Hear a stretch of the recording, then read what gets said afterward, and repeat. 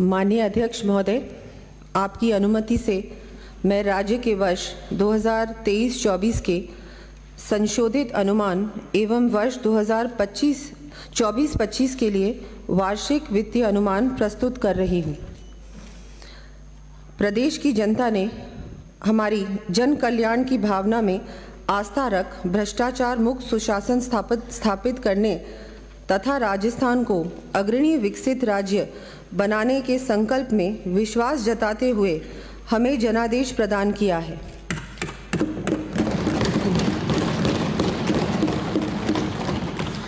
हमें पूर्ण आशा है कि इस सुराज संकल्प की सिद्धि के लिए पूरे मनोयोग से कार्य कर विकसित एवं उन्नत राजस्थान की संकल्पना को मूर्त रूप देने में सफल होंगे। प्रदेश को अग्रणी पंक्ति में लाने के लिए हम सबका साथ, सबका विकास, सबका विश्वास, सबका प्रयास व सबका कल्याण की सोच के साथ अथक परिश्रम कर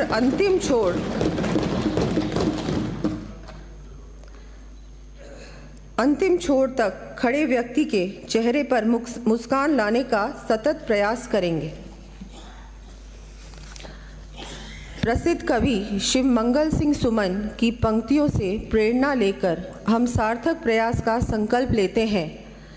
गति प्रबल पैरों में भरी, फिर क्यों रहूं दर दर खड़ा, जब आज मेरे सामने है बड़ा,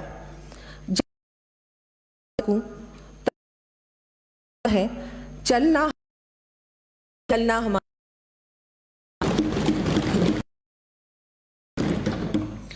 माननीय अध्यक्ष महोदय, पिछली सरकार की अदूरदर्शी सोच तथा गलत नीतियों के फलस्वरूप हमें विरासत में बहुत बड़ा कर्जभार मिला है।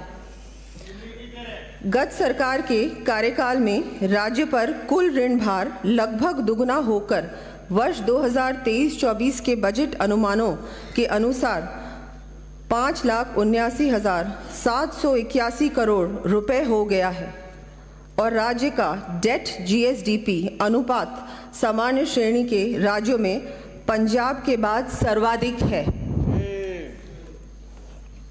इसके साथ ही वर्ष 2023-24 के अंत में राज्य में प्रति व्यक्ति ऋण वर्ष 2017-18 के 36,880 रुपये से बढ़कर 70,800 रुपये हो जाना संभावित है। इसका मतलब कि हमारा कर्ज भार आज की तारीख में दुगना हो चुका है आपकी वजह से। पिछली सरकार के कार्यकाल में लिए गए 2,24,392 करोड़ रुपए के ऋण में से मात्र 93,577 करोड़ रुपए का पूंजीगत व्यय किया गया। इससे स्पष्ट है कि गत सरकार द्वारा लगभग 60% ऋण का उपयोग गैर पूंजीगत राजस्व व्यय हेतु किया गया, अर्थात प्रदेश के दीर्घकालीन विकास व अर्थव्यवस्था को मजबूत करने की ओर समुचित ध्यान नहीं दिया गया।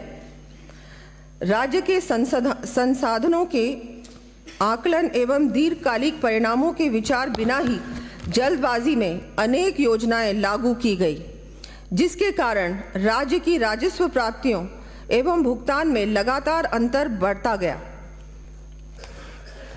बिना किसी प्लानिंग के, बिना किसी जिस तरह से आर्थिक आपको पूरी प्लानिंग करनी चाहिए थी आपने नहीं की और बिल्कुल वही एक राजनीतिक दृष्टिकोण से आपने घोषणाएं कर दी। इसी का परिणाम है। आप बैठिए माननीय सदस्य, इसीलिए आज आप वहां बैठे और हम यहाँ। बजट भाषण क्या बताऊंगी आपको, जनता ने माननीय सदस्य बजट सुनिए। माननीय सदस्य बैठिए, बिना अनुमति के खड़े नहीं होंगे। माननीय सदस्य माननीय सदस्य बीच में नहीं, सुन लीजिए, उसके बाद आपका जब मौका आएगा बोलेंगे। आप बैठिए तो दीजिए मुझे। आप बैठिए माननीय सदस्य। आप मुझे बोलने तो दीजिए, अभी तो शुरुआत है। अरे माननीय सदस्य, अभी तो शुरुआत है, ये बहस का आगे देखिए क्या क्या होता है। माननीय सदस्य, बहस का मुद्दा नहीं है, आप सुनिए। आप सुनिए, जब आपका मौका आएगा तो बोलिए। पूर्ववर्ती सरकार के कार्यकाल में प्रदेश जहां एक विपरीत स्थिति में आ गया, वहीं दूसरी ओर गलत नीतियों, भ्रष्टाचार, लच्चर कानून व्यवस्था, कुशासन एवं तुष्टीकरण के कारण प्रदेश के विकास की गति भी मंद हुई। इन चुनौतीपूर्ण फिर बोल रहे हैं, अब आपकी बात आप बोल रहे हैं, सुनने में आपको दिक्कत क्यों है? बैठिए, सच्चाई है, सच्चाई। सदन की मर्यादाओं को भंग मत करिए। वित्त मंत्री जब बोल रहा हो, किसी को बोलने की अनुमति नहीं है, आपको नहीं है। बैठिए मिस्टर बोरा, ये अंतिम चेतावनी दे रहा हूँ, इस सत्र में अंतिम चेतावनी दे रहा हूँ, मुझे ऐसा कदम उठाने के लिए मजबूर ना करें। बैठिए मिस्टर बोरा, अंतिम चेतावनी दे रहा हूँ, आपकी बार खड़े हुए, यू विल बी आउट। बैठिए बैठिए, माननीय डोटासरा जी बैठिए, माननीय सदस्य बैठिए। आप सुनिए, आप सुनिए, आप सुनिए। इन चिंतापूर्ण परिस्थितियों का सामना करते हुए आप सुनिए, उसके बाद जब आपका मौका आएगा तो बोलिए। इन चिंतापूर्ण परिस्थितियों का सामना करते हुए हम माननीय प्रधानमंत्री श्री नरेंद्र मोदी जी के नेतृत्व वाली केंद्र सरकार के सहयोग के साथ साथ हमारी सरकार की ठोस कार्य योजना, सुशासन एवं कठिन परिश्रम से प्रदेश को सतत विकास के मार्ग पर ले जाएंगे।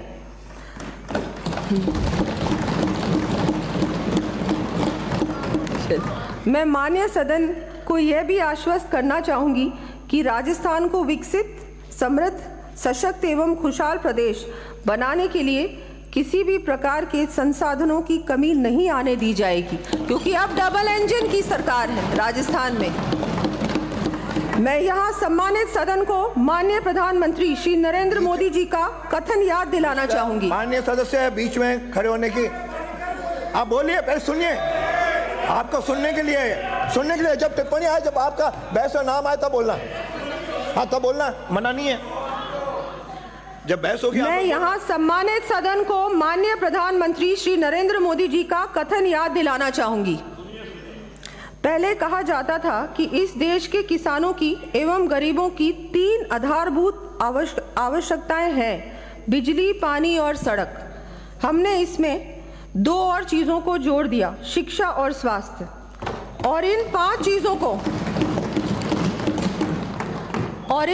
चीजों को प्राथमिकता दी जाए और उन्हें सर्वसुलभ किया जाए तो रोजगार अपने आप पैदा होगा और भावी पीढ़ियों के कल्याण के लिए मजबूत आधार का निर्माण होगा। इसलिए आज हिंदुस्तान के कोने कोने में एक ही मंत्र गूंज रहा है, सबका साथ, सबका विकास, सबका विश्वास और सबका प्रयास। हम इस मंत्र को लेकर विकास को नई ऊंचाइयों पर पहुंचाने का प्रयास कर रहे हैं।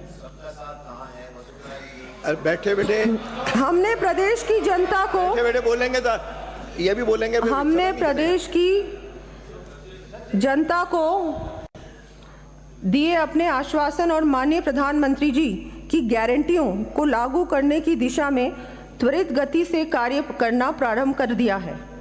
माननीय मुख्यमंत्री जी ने समस्त गरीब परिवारों की महिलाओं को 450 रुपये में LPG सिलेंडर देकर इस संकल्प को लागू कर लगभग 73 लाख परिवारों को राहत प्रदान की है।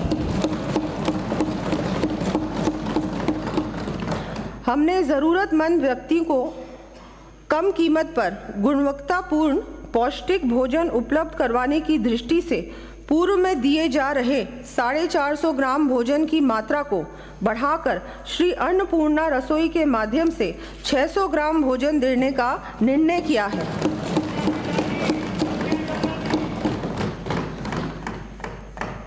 इस हेतु प्रति थाली राजकीय सहायता 17 रुपये से बढ़ाकर 22 रुपये की गई है। इस योजना के लिए लगभग 350 करोड़ रुपए वार्षिक व्यय होगा। हमारी सरकार आधारभूत संरचना के विकास, दूर दराज के क्षेत्रों विशेषकर ग्रामीण क्षेत्रों में चिकित्सा, शिक्षा, रोजगार आदि सुविधाओं की पहुंच तथा वंचित वर्गों हेतु अतिरिक्त सहायता सामाजिक सुरक्षा पर समान रूप से ध्यान देकर प्रदेश के प्रत्येक व्यक्ति के जीवन में खुशहाली लाने का कार्य करेगी। गत सरकार ने राजनीति से प्रेरित होकर प्रदेश के लाडपुरा, नसीराबाद, सिवाना, आहोर, डग, मालपुरा, गोगुंदा जैसे कई इलाकों क्षेत्रों के लिए कोई योजना स्वीकृत ही नहीं की।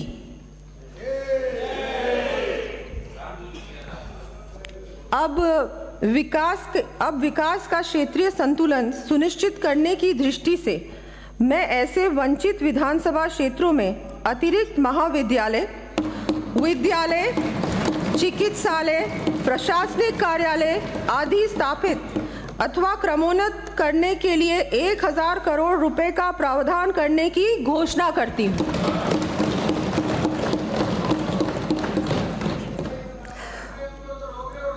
प्रदेश की अर्थव्यवस्था को सुदृढ़ करने के लिए सड़कों का नेटवर्क रीढ़ की हड्डी की भूमिका निभाता है।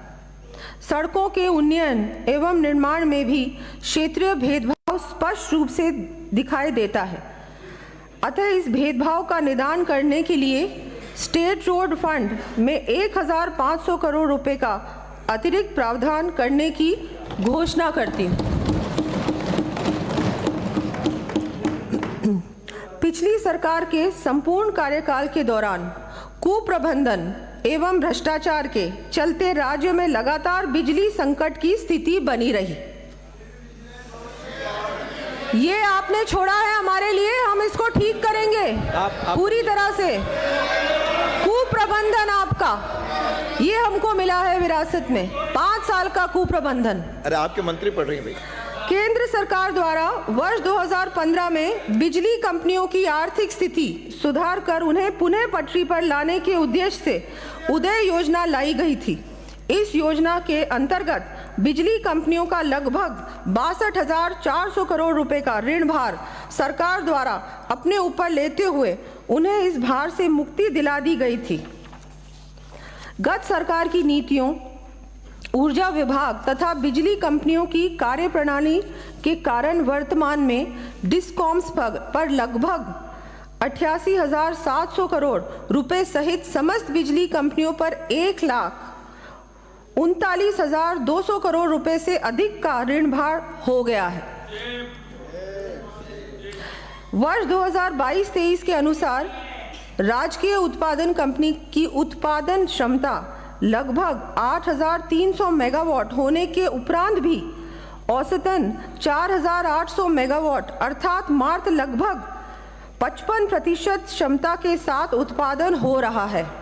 इस कारण प्रदेश में समुचित बिजली उपलब्ध कराने के लिए महंगी बिजली एक्सचेंज से क्रय करनी पड़ रही है। वर्ष 2022-23 में 3,700 करोड़ रुपए से अधिक की बिजली एक्सचेंज से खरीदने के कारण यह अतिरिक्त वित्तीय भार राजकोष पर पड़ा। हम इस स्थिति से निपटने व बिजली कंपनियों में प्रोफेशनल एडमिनिस्ट्रेशन स्थापित करने के लिए समस्त आवश्यक कदम उठाएंगे। इस दृष्टि से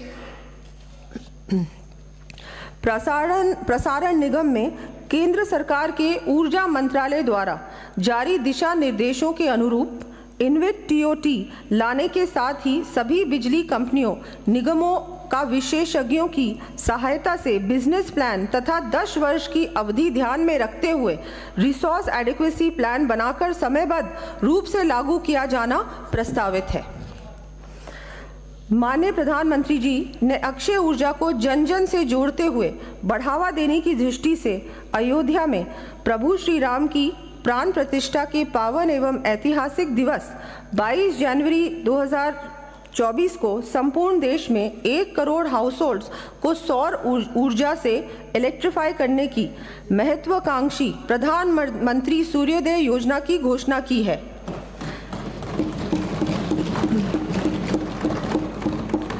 जैसा कि विदित है, राजस्थान में सोलर इंसोलेशन देश में सर्वाधिक है। ऐसी स्थिति में इस योजना का लाभ प्रदेशवासियों को अधिकाधिक प्राप्त हो, इस हेतु ऊर्जा विभाग में पीएमयू प्रोजेक्ट मॉनिटरिंग यूनिट का गठन कर 5 लाख से अधिक घरों पर सोलर प्लांट स्थापित करने का लक्ष्य रखा जाना प्रस्तावित है, जिससे ऐसे परिवारों को प्रति माह 300 यूनिट तक बिजली निःशुल्क मिल सकेगी।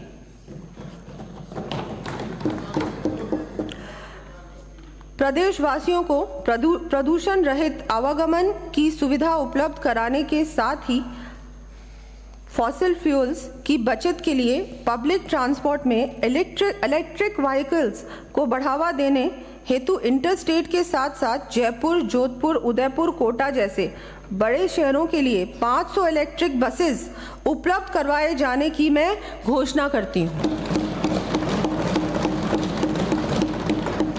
साथ ही जयपुर शहर की ट्रैफिक कंजेशन संबंधी समस्याओं का निदान करने की दृष्टि से जयपुर मेट्रो का विस्तार टोंक रोड के साथ सीतापुरा, अंबाबाड़ी से होते हुए विद्याधर नगर तक के रूट पर करने के लिए डीपीआर तैयार करवाई जाएगी। माननीय सदन के साथ ही प्रदेश की जनता में भी यह विदित है कि गत सरकार के कार्यकाल में जल जीवन मिशन के अंतर्गत न सिर्फ भारी भ्रष्टाचार हुआ एवं गुणवत्ता संबंधी भी बहुत अधिक शिकायतें प्राप्त हुई, बल्कि परियोजना के इम्प्लीमेंटेशन की गति भी अत्यधिक धीमी थी। इस कारण हमारे प्रदेश का जेजेएम कवरेज में संपूर्ण देश में 33वां स्थान था।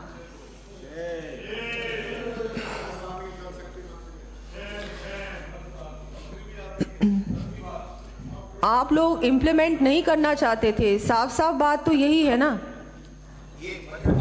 आप बजट भाषण जब हम परियोजना का कार्य पूर्ण आप सुनिए, आप मुझे बोलने तो दीजिए, इतने बौखला क्यों रहे? मेरा काम है, मेरा काम मुझे करने दीजिए।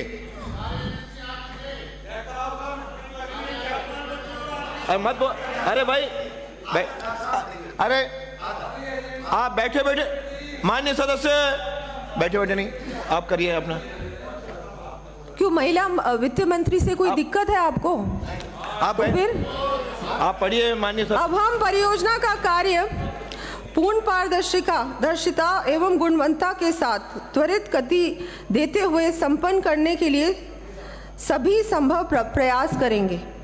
इस क्रम में योजना के अंतर्गत आगामी वर्ष 25 लाख ग्रामीण परिवारों को नल से जल उपलब्ध कराया जाएगा। इस कार्य हेतु लगभग 15,000 करोड़ रुपए व्यय किया जाना प्रस्तावित है।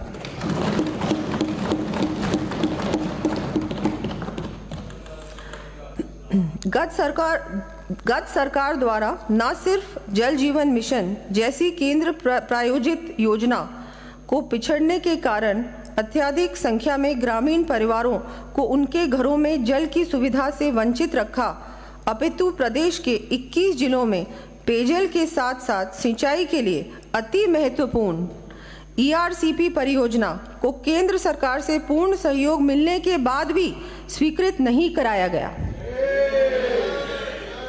इससे गत सरकार की नीयत और कार्यप्रणाली की स्पष्ट झलक मिलती है।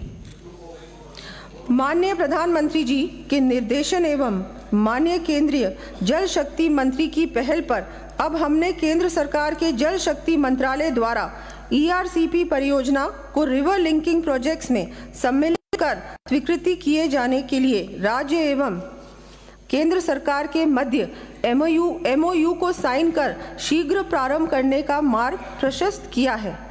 सदन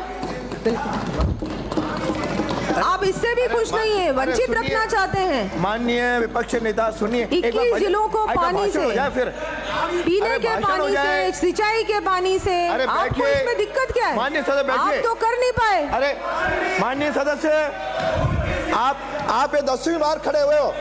माननीय सदस्य, योर 10th टाइम आज खड़े हुए हो, ये बर्दाश्त नहीं होगा। सदन के माध्यम से मैं ERCP परियोजना को त्वरित गति से इम्प्लीमेंट करने की दिशा में इस महत्वपूर्ण कदम को उठाने के लिए माननीय प्रधानमंत्री जी, माननीय केंद्रीय जल शक्ति मंत्री जी एवं माननीय मुख्यमंत्री जी को धन्यवाद ज्ञापित करना चाहूंगी।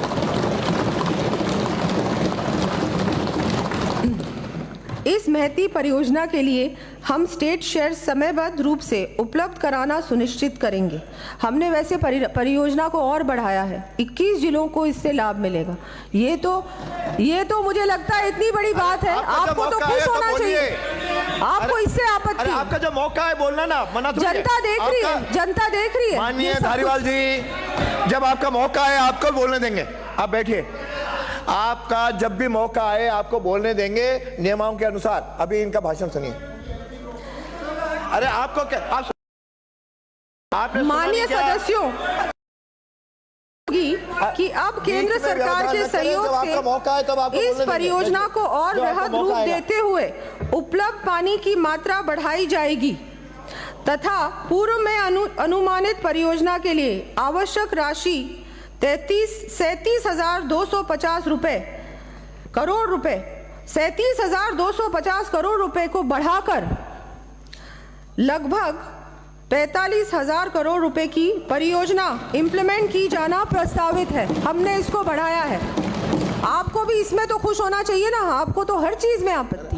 जनता को कोई लाभ नहीं मिलना चाहिए। जनता को प्यासा रखो, भूखा रखो, गरीब रखो। अरे माननीय अभी आप बोलिए, बैठिए। आपका मौका दूंगा, आपका मौका दूंगा। पेयजल एवं सिंचाई हेतु आपको मौका, मुझे कहना पड़ेगा क्या? कुछ मुझे कहना पड़ेगा। पेयजल एवं सिंचाई हेतु निर्मित की जा रही सुनना पड़ेगा परियोजना के साथ साथ छोटे स्तर पर अरे सुनना है तो सुनिए, नहीं तो बाजो। आस्थान पांव पे है श्रीमान धारीवाल जी, मैं आपका नाम पुकार रहा हूँ। बैठिए, आप बैठिए। सेतु जल संग्रहण करना भी अति आवश्यक है। सुनना पड़ेगा मुझे। हमारी सरकार जो मौका आएगा तो कार्यकाल में जल संग्रहण एवं संरक्षण के लिए मुख्यमंत्री जल स्वावलंबन अभियान की शुरुआत की गई थी। बैठिए। अब मैं पुनः आगामी वर्ष से लगभग 11,200 करोड़ रुपए की राशि से मुख्यमंत्री जल स्वावलंबन अभियान 2.0 शुरू किए जाने की घोषणा करती हूँ। वेल में आओगे, कार्रवाई करनी पड़ेगी।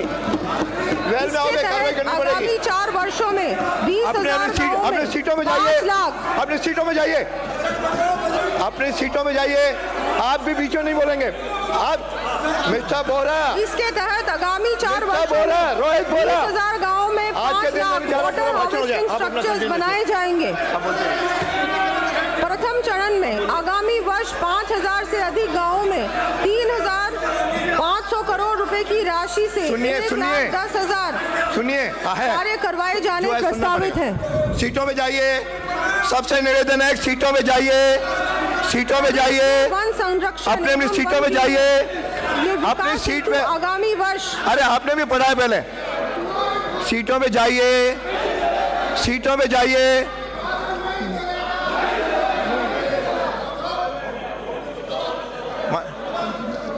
आप एक मिनट, मुख्यमंत्री जी कुछ कहना। बैठ। माननीय अध्यक्ष जी, मैं आग्रह करना चाहता हूं कि एक महिला बजट पढ़ रही है, आपको लगना चाहिए। और अरे सुनिए, आपको ये दिक्कत नहीं होनी चाहिए। आप पहले सुनिए, बैठिए। आप मर्यादा की बात, बैठिए, कृपया बैठिए। आप मर्यादा की बात करते हैं, थोड़ा मर्यादा में हमको भी बैठे बैठे बोलेंगे, देखना चाहिए। देखिए, ये बजट है, ये कोई बहस नहीं है। और मैं आपसे ये कह रहा हूं कि एक महिला बजट पढ़ रही है, आपको उसका प्रोत्साहन करना चाहिए, ऐसे नहीं। अरे बैठिए। सदन के नेता जब खड़े हो आप, हाँ मैं दूंगा। मैं माननीय सदन के नेता से कहना चाहूंगा, माननीय मंत्री जी, कि हमें महिला के बजट पढ़ने से कोई ऐतराज नहीं है। और महिला भी हमारे प्रदेश की उप मुख्यमंत्री हैं, आप महिला क्यों कह रहे हैं? आधी आबादी का नेतृत्व कर रही है।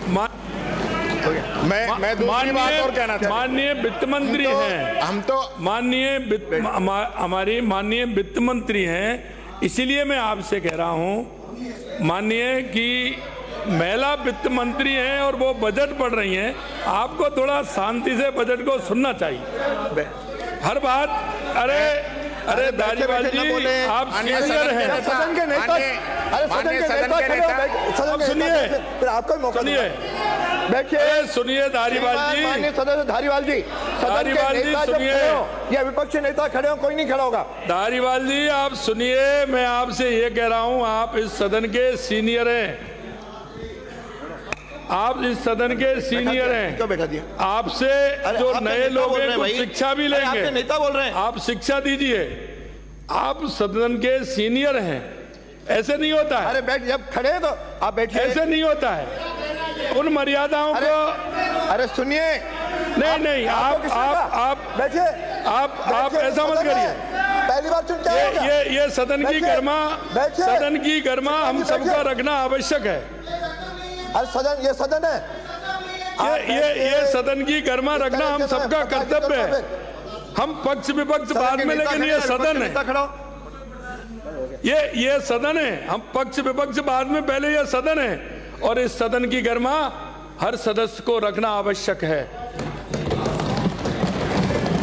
हमारी माननीय महिला वित्त मंत्री बजट पढ़ रही हैं, आपको कहना है वो आपको मौका मिलेगा। बैठे श्रीमान, और आपको ये ऐसे थोड़ी है। बोहरा, अंतिम चेतावनी दे रहा हूँ, तमाशा बना रखा है तुमने सदन को।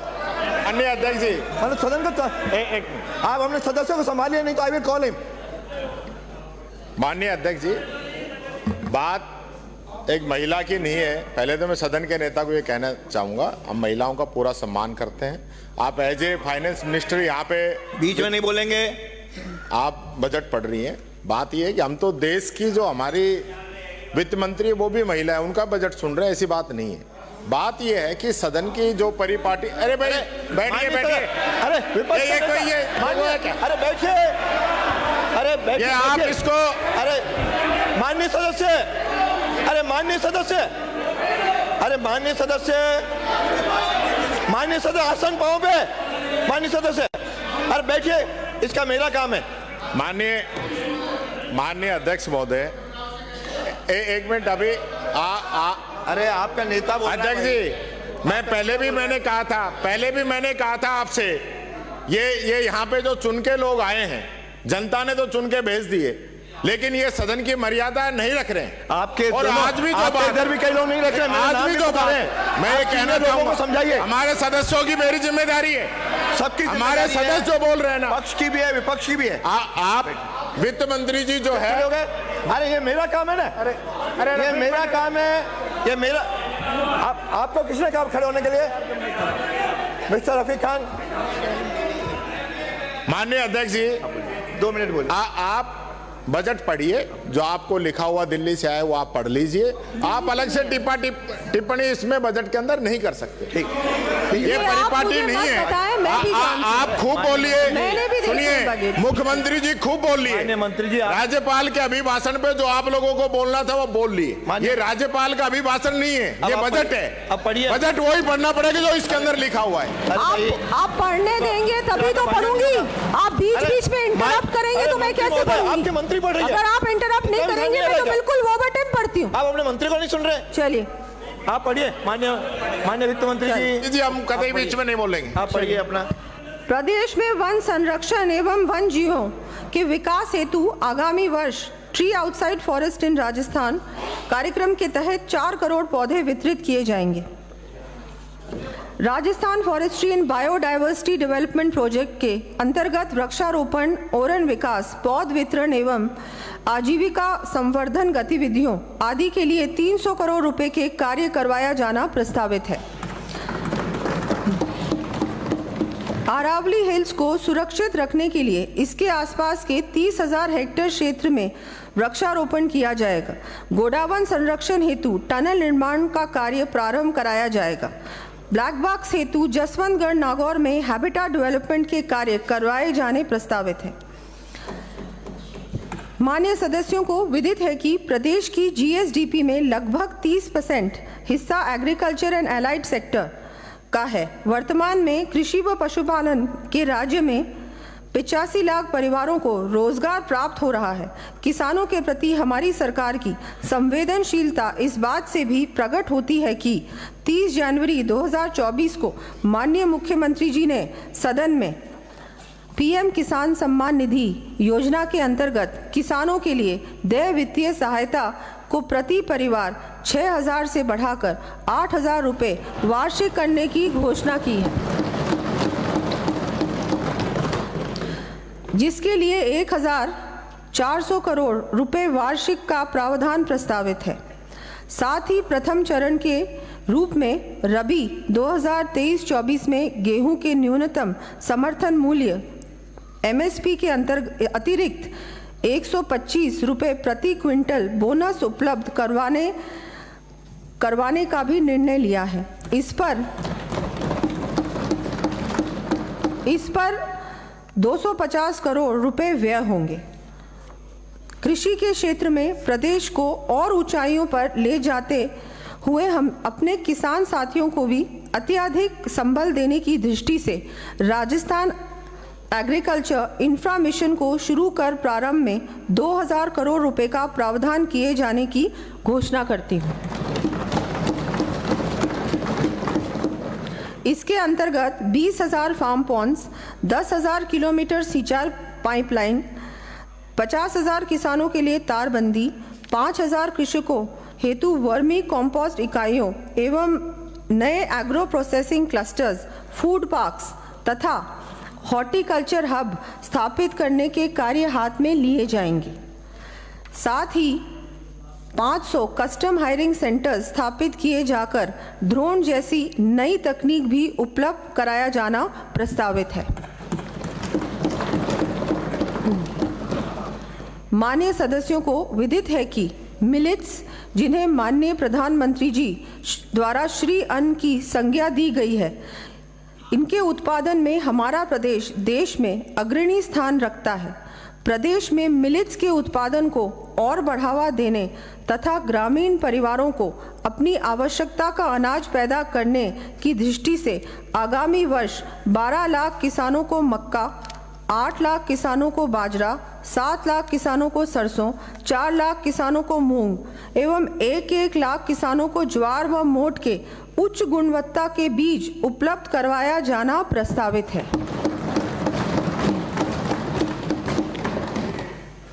ग्रामीण अंचल में निवासरत परिवार अपनी आजीविका के लिए कृषि के साथ साथ डेयरी उत्पादन पर भी अत्यधिक निर्भर है। हमारी सरकार प्रदेश में गौवंश संरक्षण के साथ ही इस कार्य से जुड़े परिवारों को सहायता देने के लिए सभी आवश्यक कदम उठाएगी।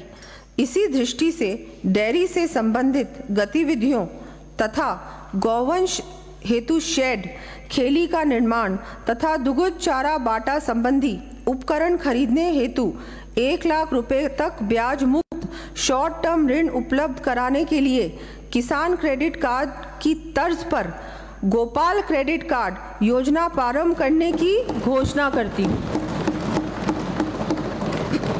इस योजना में प्रथम चरण में लगभग 5 लाख गोपालक परिवारों को ऋण उपलब्ध कराए जाएंगे। इस योजना पर आगामी वर्ष 150 करोड़ रुपए व्यय होंगे। कृषकों एवं ग्रामीण परिवारों के साथ ही वर्तमान परिप्रेक्ष्य में कई अन्य राज्यों की भांति ही हमारे प्रदेश का युवा भी भविष्य के प्रति आशंका के कारण असुरक्षा व तनाव से ग्रस्त रहता है। ऐसे में युवाओं को संबल प्रदान कर उनके रोजगार के अत्यधिक अवसरों का सृजन करना हमारी सरकार की प्राथमिकता रहेगी। इस क्रम में युवाओं के रोजगार हेतु आगामी वर्ष सरकार के अधीन लगभग 70,000 पदों पर भर्तियां किया जाने की मैं घोषणा करती हूँ। 70,000 पदों पर भर्तियां किए जाने की मैं घोषणा करती हूँ। ये साथ ही युवाओं की काउंसलिंग, अरे आप सुनिए माननीय सदस्य, साथ ही युवाओं की काउंसलिंग के समस्त संभाग मुख्यालयों पर युवा साथी केंद्र की स्थापना किए जाने का भी प्रस्ताव है। इस हेतु 10 करोड़ रुपए व्यय होंगे। पिछली सरकार के कार्यकाल में पेपर लीक जैसी घटनाएं होने तथा समय पर परीक्षाओं का आयोजन नहीं होने से प्रदेश के युवाओं के भविष्य के साथ अन्याय हुआ।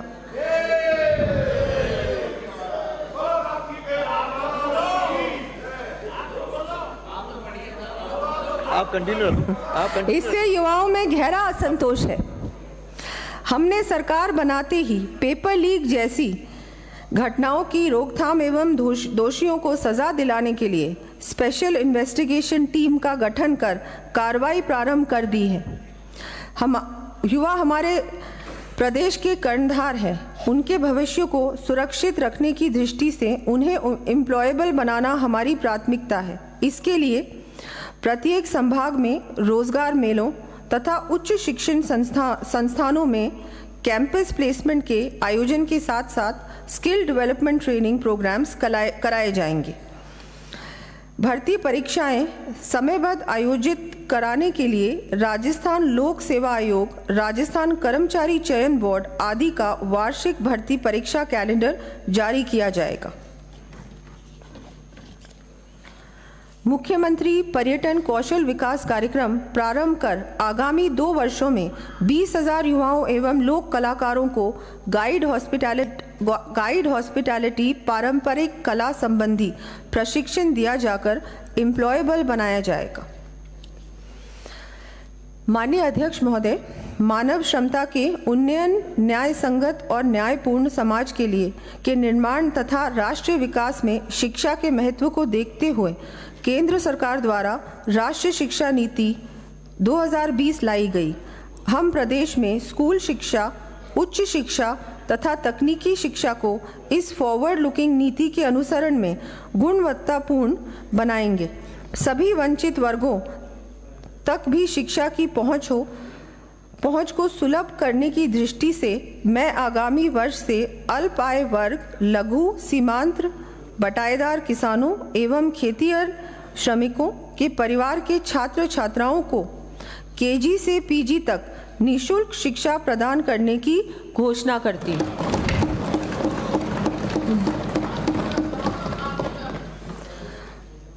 प्रदेश की राजकीय शिक्षण संस्थाओं में शिक्षा एवं शिक्षण का बेहतर वातावरण उपलब्ध कराने की दृष्टि से भवनों के रिपेयर, कक्षों एवं बालिका टॉयलेट्स के निर्माण तथा विभिन्न विभागों के अंतर्गत संचालित हॉस्टल्स एवं रेजिडेंशियल स्कूल्स में सुविधाओं के उन्नयन तथा रिपेयर व मेंटेनेंस कार्यों हेतु 250 करोड़ रुपए का प्रावधान प्रस्तावित है। आर्थिक रूप से कमजोर परिवार के छात्र छात्राएं विद्यालय में हीन भावना से ग्रस्त न हो तथा उन्हें भी शिक्षा हेतु आवश्यक स्कूल बैग, किताबें तथा यूनिफॉर्म उपलब्ध हो सके, इस दृष्टि से राजकीय विद्यालयों में पढ़ने वाले कक्षा 1 से 8वीं तक के समस्त विद्यार्थियों तथा कक्षा 9 से 12वीं तक की छात्राओं को आगामी वर्ष प्रति विद्यार्थी 1,000 रुपये की सहायता प्रदान किए जाने की मैं घोषणा करती हूँ। इस प्रकार लगभग 70 लाख विद्यार्थी लाभान्वित हो सकेंगे। प्रदेश में युवाओं की ऊर्जा एवं उनके out of the box ideas का समाज, प्रदेश एवं देश की उन्नति में सार्थक योगदान हो तथा इसके साथ ही उन्हें अपने सपने साकार करने के समुचित अवसर मिले, इस दृष्टि से जयपुर, बीकानेर, भरतपुर एवं उदयपुर में Atal innovation studio and accelerators की स्थापना करने की घोषणा करती हूँ। इन एक्सेलरेटर्स में software coding, robotics fab lab एवं मल्टीमीडिया VFX संबंधी विश्व स्तरीय सुविधाएं उपलब्ध होंगी। इस हेतु 1,000 करोड़ रुपए व्यय होंगे। आज देश के बड़े शहरों में जहां एक ओर बढ़ती आबादी के कारण आवश्यक सुविधाओं पर अत्यधिक दबाव पड़ रहा है, वहीं दूसरी ओर युवाओं को रोजगार की समस्या का सामना भी करना पड़ रहा है। इसके समाधान के लिए कई राज्यों ने सैटेलाइट सिटी विकसित कर सफलता प्राप्त की है। उदाहरण के लिए मुंबई के निकट पुणे, हैदराबाद के निकट साइबराबाद एवं अहमदाबाद के निकट गिफ्ट सिटी की यूटिलिटी और सक्सेस से सभी अवगत है। माननीय प्रधानमंत्री जी द्वारा लाए गए गति शक्ति कार्यक्रम के तहत केंद्र सरकार भी इस हेतु सहायता उपलब्ध कराती है। हमारे प्रदेश में जयपुर शहर 40 लाख से अधिक आबादी के साथ इस समस्या से जूझ रहा है। इस क्रम में मैं जयपुर के निकट हाईटेक सिटी विकसित किए जाने की घोषणा करती हूँ। इस हाईटेक टाउनशिप में IT, fintech, financial management, AI, ML सहित अन्य न्यू एज सब्जेक्ट्स के संस्थानों, कंपनियों को स्थापित करने हेतु स्पेशल इंसेंटिव्स दिए जाएंगे। साथ ही यहाँ वर्ल्ड क्लास सिटी के अनुरूप निवासियों को समस्त सुविधाएं भी उपलब्ध हो सकेंगी। युवाओं के ऑलराउंड पर्सनालिटी डेवलपमेंट में स्पोर्ट्स का अत्यधिक महत्व है। युवाओं के लिए प्रेरणा के साथ ही किसी भी प्रदेश के लिए गौरव का विषय होगा कि उसके युवा ओलंपिक्स में भाग लें। ओलंपिक्स में भाग लेने के लिए प्रदेश के 50 प्रतिभाशाली युवाओं को ट्रेनिंग किट, कोच सहित सभी विश्व स्तरीय सुविधाएं उपलब्ध कराने की दृष्टि से मिशन ओलंपिक्स 2028 की मैं घोषणा करती हूँ। इसके लिए जयपुर में centre of excellence for sports भी स्थापित किया जाएगा। इस हेतु 100 करोड़ रुपए का प्रावधान प्रस्तावित है। साथ ही जयपुर, भरतपुर एवं उदयपुर में बालिकाओं के लिए residential girls sports institutes 25-25 crore रुपए की राशि से स्थापित किया जाना प्रस्तावित है। माननीय अध्यक्ष महोदय, जैसा कि विदित है, हमारी केंद्र की सरकार ने महिला सशक्तिकरण की दिशा में ऐतिहासिक कदम उठाते हुए 20 सितंबर 2023 को संसद तथा विधानसभा में महिला आरक्षण का प्रावधान करने हेतु नारी शक्ति वंदन अधिनियम पारित किया है।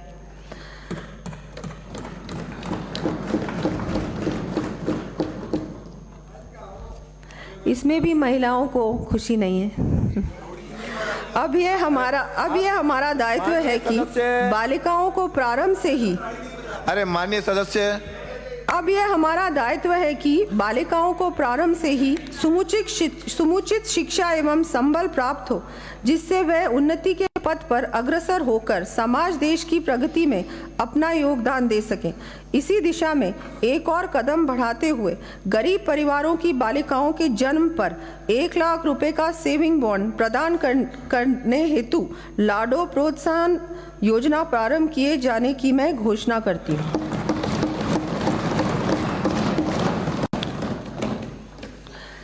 माननीय प्रधानमंत्री जी द्वारा महिलाओं के आर्थिक सशक्तिकरण हेतु प्रारंभ की गई लखपति दीदी योजना के अंतर्गत प्रदेश में कार्यरत स्वयं सहायता समूहों में से 2,80,000 महिलाएं एवं उनके परिवार 1 लाख रुपए से अधिक की वार्षिक आमदनी कर रहे हैं। इस योजना को और अधिक गति देते हुए आगामी वर्ष 5 लाख परिवारों की आय 1 लाख रुपए वार्षिक तक ले जाने का कार्य किया जाना प्रस्तावित है। वर्तमान में प्रधानमंत्री मातृ वंदन योजना के अंतर्गत गर्भवती महिलाओं को प्रथम बच्चे के लिए 2 किश्तों में 5,000 रुपए दिए जाने का प्रावधान है। आगामी वर्ष प्रदेश में प्रथम चरण के रूप में इसे बढ़ाकर 6,500 रुपए किए जाने की घोषणा करती हूँ। इस पर 90 करोड़ रुपए का व्यय प्रस्तावित है। साथ ही प्रदेश के प्रत्येक ब्लॉक स्तर पर एक आंगनबाड़ी को स्वास्थ्य जांच, पोषण तथा प्री स्कूल एजुकेशन की दृष्टि से उत्कृष्ट बनाने के लिए आदर्श आंगनबाड़ी के रूप में उन्नयन किया जाएगा। इस हेतु 20 करोड़ रुपए का व्यय होगा। मैं माननीय सदन को स्वामी विवेकानंद का कथन याद दिलाना चाहूंगी। It is a privilege to serve mankind, for this is the worship of God. God is here in all these human souls. He is the soul of man. अर्थात मानव जाति की सेवा करना सौभाग्य की बात है, क्योंकि यह ईश्वर की पूजा है। ईश्वर यही है, इन सभी मानव आत्माओं में वह मनुष्य की ही तो आत्मा है। हमारी सरकार इसी भावना से समस्त प्रदेशवासियों विशेषकर अल्पायत वर्ग तथा विभिन्न वंचित वर्गों को सहायता व संबल देने का कार्य करेगी। केंद्र सरकार द्वारा आयुष्मान भारत योजना के माध्यम से देश के कोने कोने में आम आदमी को उत्कृष्ट चिकित्सा सुविधा उपलब्ध कराने का कार्य किया जा रहा है। हमारी गत सरकार द्वारा प्रदेश में भामाशाह स्वास्थ्य बीमा योजना के माध्यम से आर्थिक रूप से कमजोर परिवारों को चिकित्सा सुविधा सरकारी व साथ ही निजी अस्पताल चिकित्सालयों में भी उपलब्ध कराए जाने की पहल की गई थी। आज कैंसर जैसी गंभीर बीमारियों का इलाज भी नई तकनीक से ओपीडी में संभव हो रहा है। अतः आमजन को गंभीर बीमारी की स्थिति में और अधिक राहत देने की दृष्टि से अब मैं प्रदेश में मुख्यमंत्री आयुष्मान आरोग्य योजना में आईपीडी के साथ साथ डे केयर पैकेज जोड़ने की घोषणा करती हूँ।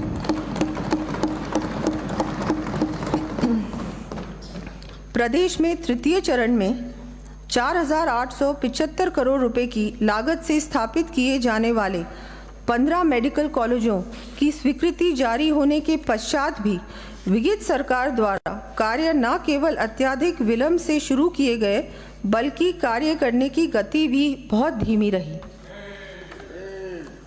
हालत यह रही कि केंद्र से प्राप्त 1,500 करोड़ रुपए की राशि भी पूर्ण रूप से खर्च नहीं हो पाई। हम समस्त मेडिकल कॉलेजों का कार्य प्राथमिकता से पूरा करते हुए सभी आवश्यक संसाधन उपलब्ध करवाएंगे जिससे आमजन को चिकित्सा सुविधा का पूरा लाभ मिल सके।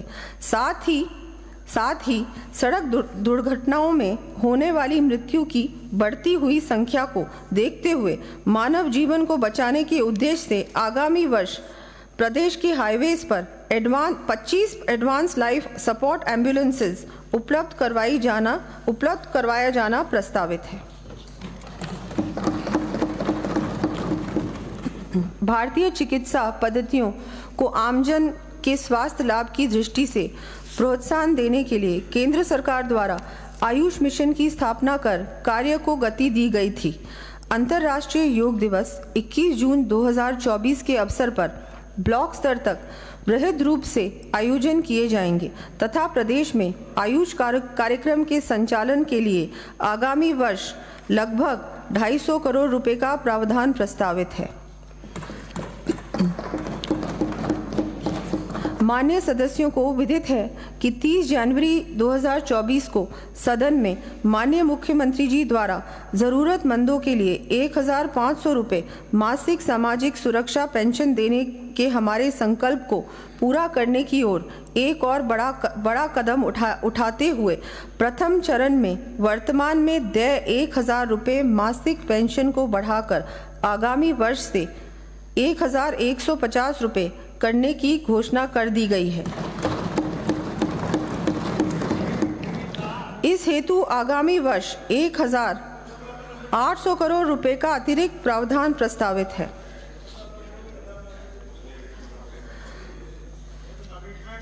हम सभी श्रमिकों, स्ट्रीट वेंडर्स तथा लोक कलाकारों द्वारा सामना की जाने वाली कठिनाइयों और भविष्य संबंधी आशंकाओं से भी भली भांति परिचित हैं। श्रमिकों एवं स्ट्रीट वेंडर्स को वृद्धावस्था में भी संबल प्राप्त हो, इस दृष्टि से मैं 18 से 45 वर्ष आयु वर्ग के श्रमिकों के लिए मुख्यमंत्री विश्वकर्मा पेंशन योजना लागू करने की घोषणा करती हूँ। इस योजना में 60 से 100 रुपये मासिक प्रीमियम देने पर 60 वर्ष आयु पूर्ण करने के उपरांत 2,000 रुपये प्रतिमाह पेंशन प्राप्त होगी। शेष लगभग 400 रुपये प्रतिमाह प्रति व्यक्ति का प्रीमियम राज्य सरकार द्वारा वहन किया जाएगा। ये पेंशन मुख्यमंत्री वृद्धजन सम्मान पेंशन के अतिरिक्त होगी। इस योजना हेतु 350 करोड़ रुपए का प्रावधान प्रस्तावित है। इसके साथ ही प्रदेश के 60 से 80 वर्ष तक की आयु के वरिष्ठ नागरिकों को रियायती यात्रा सुविधा प्रदान करने के उद्देश्य से राज्य की सीमा में रोडवेज बसों के किराए में वर्तमान में दी जा रही 30% छूट को बढ़ाकर 50% किया जाना भी प्रस्तावित है।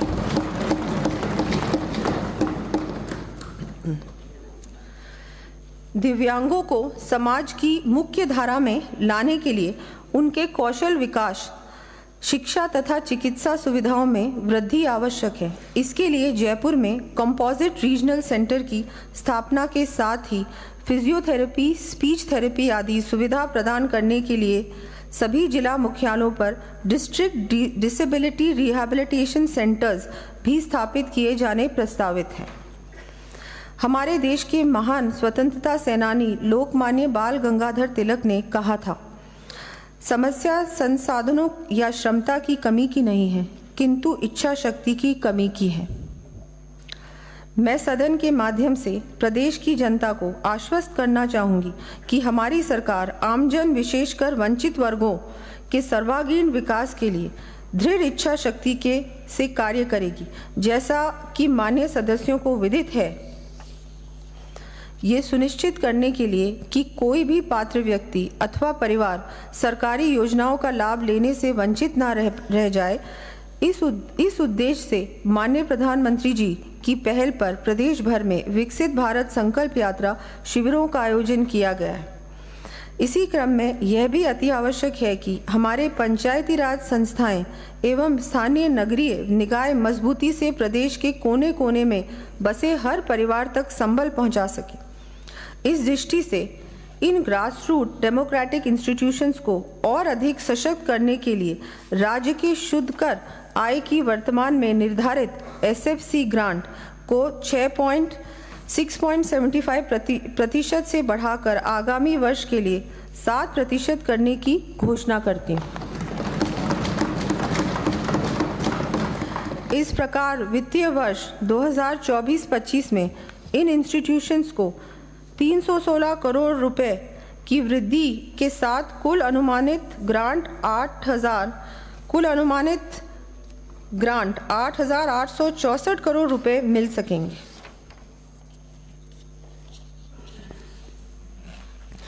माननीय प्रधानमंत्री जी द्वारा 15 अगस्त 2014 को आर्थिक रूप से पिछड़े परिवारों को संबल देने के साथ ही सरकार की विभिन्न योजनाओं के अंतर्गत दी जाने वाली सहायता बिना किसी पिलफरेज के पूर्ण पारदर्शिता से लाभार्थी परिवारों तक पहुंच सके, इस हेतु जनधन योजना के माध्यम से सभी परिवारों के बैंक खाते खोलने के कार्य का शुभारंभ किया गया था। इसी क्रम में वर्ष 2015-16 में केंद्र सरकार के बजट के अंतर्गत JAM ट्रिनिटी अर्थात जनधन आधार मोबाइल को जोड़ते हुए डायरेक्ट बेनिफिट ट्रांसफर तथा डिजिटल पेमेंट की मजबूत नींव संपूर्ण देश में रखी गई। इसी कड़ी में प्रदेश में हमारी गत सरकार ने इसे भामाशाह योजना के नाम से इम्प्लीमेंट किया तथा पूर्ववर्ती सरकार द्वारा इसका नाम बदलकर जनाधार कर दिया। हमारी सरकार इस कार्यक्रम को artificial intelligence, machine learning, data cloud जैसी नई तकनीक का प्रयोग कर और आगे ले जाने के लिए कटिबद्ध है।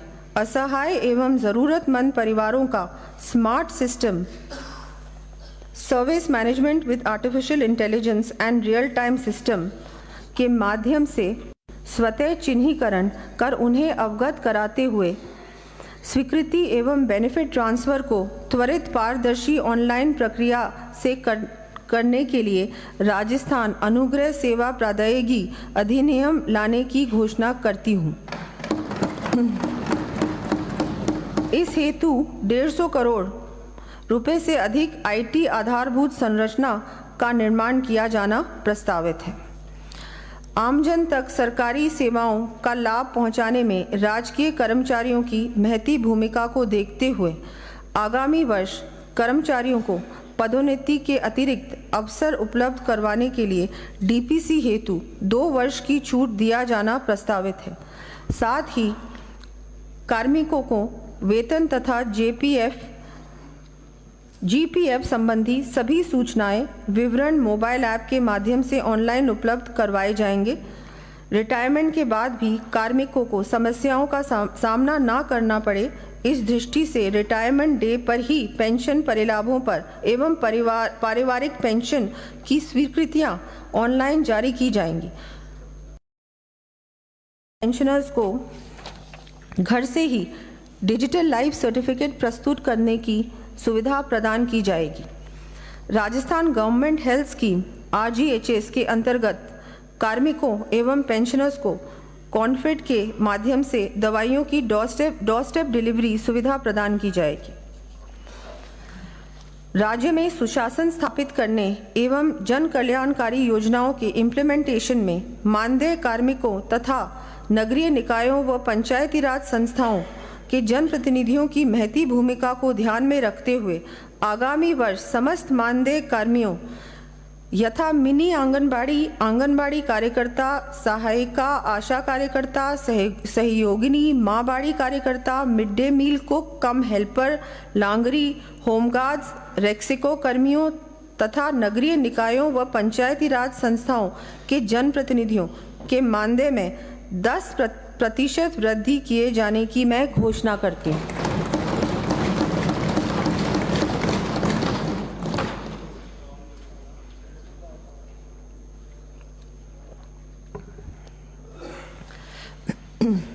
माननीय सदस्य इससे सहमत होंगे कि किसी भी प्रदेश की खुशहाली के लिए वहाँ की कानून व्यवस्था मजबूत होनी आवश्यक है। राजस्थान की संपूर्ण देश में शांति प्रिय प्रदेश के रूप में विशिष्ट पहचान रही थी। गत सरकार के कार्यकाल में लचर कानून व्यवस्था एवं आपराधिक घटनाओं पर अंकुश लगाने में नाकामी के चलते नकल माफिया, बजरी माफिया आदि पनपने के साथ ही अपराधियों के हौसले भी बुलंद हुए तथा प्रदेश की छवि भी खराब हुई। इससे आपराधिक घटनाओं में लगातार बढ़ोतरी के साथ ही वर्ष 2020 से प्रदेश में महिलाओं के विरुद्ध अपराध, दुष्कर्म, बच्चों, SC/ST के विरुद्ध अपराधों की संख्या में भी निरंतर वृद्धि देखी गई। प्रदेश में अपराधों के नियंत्रण, बेहतर कानून व्यवस्था तथा आमजन को त्वरित न्याय दिलाने के लिए पुलिस आधुनिकीकरण एवं संबंधित आधारभूत संरचना के लिए 200 करोड़ रुपए का police modernisation and infrastructure fund गठित किए जाने की मैं घोषणा करती हूँ। नवसृजित 34 पुलिस थानों में परिवादियों की त्वरित सुनवाई तथा सहयोग हेतु साइबर हेल्प डेस्क तैयार की जाएंगे। स्थानीय प्रशासन एवं विभिन्न एजेंसियों के समन्वय से हॉटस्पॉट क्षेत्रों में साइबर क्राइम नियंत्रण के लिए ठोस कार्य योजना बनाई जाएगी। साथ ही प्रदेश में बालिका महिलाओं के लिए सहज एवं सुरक्षित वातावरण तैयार करने की दृष्टि से प्रत्येक जिले में, क्योंकि ये सिर्फ मर्दों का प्रदेश नहीं है, महिला सुरक्षा हमारे लिए प्राथमिकता है। प्रत्येक जिले में एंटी रोमियो स्क्वाड के गठन के साथ ही शेष रहे 174 पुलिस थानों में वुमेन हेल्प डेस्क स्थापित की जाएंगी। बालिका महिलाओं से छेड़छाड़ व अपराध की प्रभावी रोकथाम के लिए प्रत्येक जिले में प्राथमिकता के आधार पर सार्वजनिक स्थलों, बालिका छात्रावासों एवं नारी निकेतों में CCTV कैमरे स्थापित करने के उद्देश्य से लाडली सुरक्षा योजना शुरू किए जाने की मैं घोषणा करती हूँ।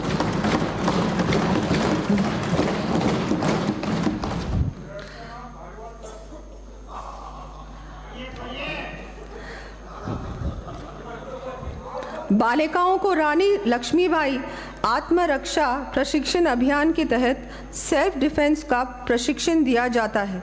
बालिकाओं को इस प्रशिक्षण को अधिक से अधिक संख्या में लेने हेतु प्रोत्साहित करने के लिए सेल्फ डिफेंस की उच्चतम श्रेणी ब्लैक बेल्ट को स्पोर्ट्स कोटा के अंतर्गत सम्मिलित करने की घोषणा भी करती हूँ। वर्ष 2008-9 में हमारी सरकार द्वारा वर्ष 1975-77 के दौरान आपातकाल के समय लोकतांत्रिक मूल्यों के लिए संघर्षरत व्यक्तियों को सम्मान एवं सहायता देने की दृष्टि से मीसा, DRI आदि बंदियों हेतु लोकतंत्र सेनानी सम्मान पेंशन योजना लागू की गई थी। गत सरकार ने इस योजना को वर्ष 2019 में बंद कर दिया। हमारी सरकार ने इस योजना को पुनः बहाल करते हुए 20,000 रुपये पेंशन एवं 4,000 रुपये चिकित्सा सहायता के रूप में दिए जाने का निर्णय लिया है। यह योजना सतत रूप से संचालित रहे तथा लोकतंत्र सेनानियों को सम्मान के साथ ही निर्बाध रूप से पेंशन प्राप्त होती रहे, इस दृष्टि से राजस्थान लोकतंत्र सेनानी सम्मान निधि अधिनियम लाया जाना प्रस्तावित है। हम राजस्थान को विकास एवं खुशहाली के पथ पर तीव्र गति से आगे ले जाने के साथ ही प्रदेश के गौरवशाली विरासत को सुरक्षित करने तथा पारंपरिक लोक कलाओं से जुड़े कलाकारों को संबल प्रदान करने के कार्य को भी प्राथमिकता देंगे। मान्य सदस्यों को जानकर आश्चर्य होगा कि गोविंद देव जी मंदिर जयपुर, मानगढ़ धाम बांसवाड़ा, मेहंदीपुर बालाजी दौसा, रणकपुर जैन मंदिर पाली, डिग्गी कल्याण जी टोंक, वेनेश्वर धाम डूंगरपुर, रामदेवरा जैसलमेर, तेजाजी मंदिर खरनाल नागौर, देवनारायण जी असीन भीलवाड़ा, मचकुंड धौलपुर, जल देवी मंदिर रेलमगरा राजसमंद जैसे असीम आस्था केंद्रों के सौंदर्यकरण, ब्यूटिफिकेशन एवं वहाँ सुविधाएं विकसित करने के लिए गत सरकार ने घोषणा तो की, किंतु हकीकत में कोई भी कार्य नहीं किया।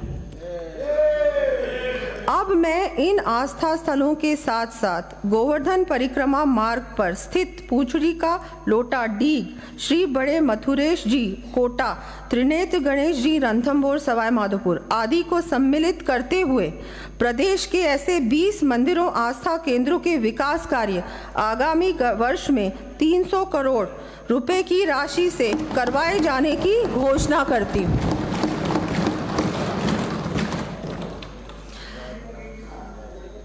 प्रदेश की ऐतिहासिक विरासत की झांकी दिखाने वाले अल्बर्ट हॉल जयपुर, राजकीय म्यूजियम अलवर, चित्तौड़गढ़, बीकानेर एवं जोधपुर सहित 10 प्रमुख म्यूजियम का उन्नयन करने तथा स्टेट आर्काइव्स बीकानेर के अंतर्गत पब्लिक गैलरी के निर्माण के लिए 50 करोड़ रुपए के कार्य हाथ में लिए जाएंगे।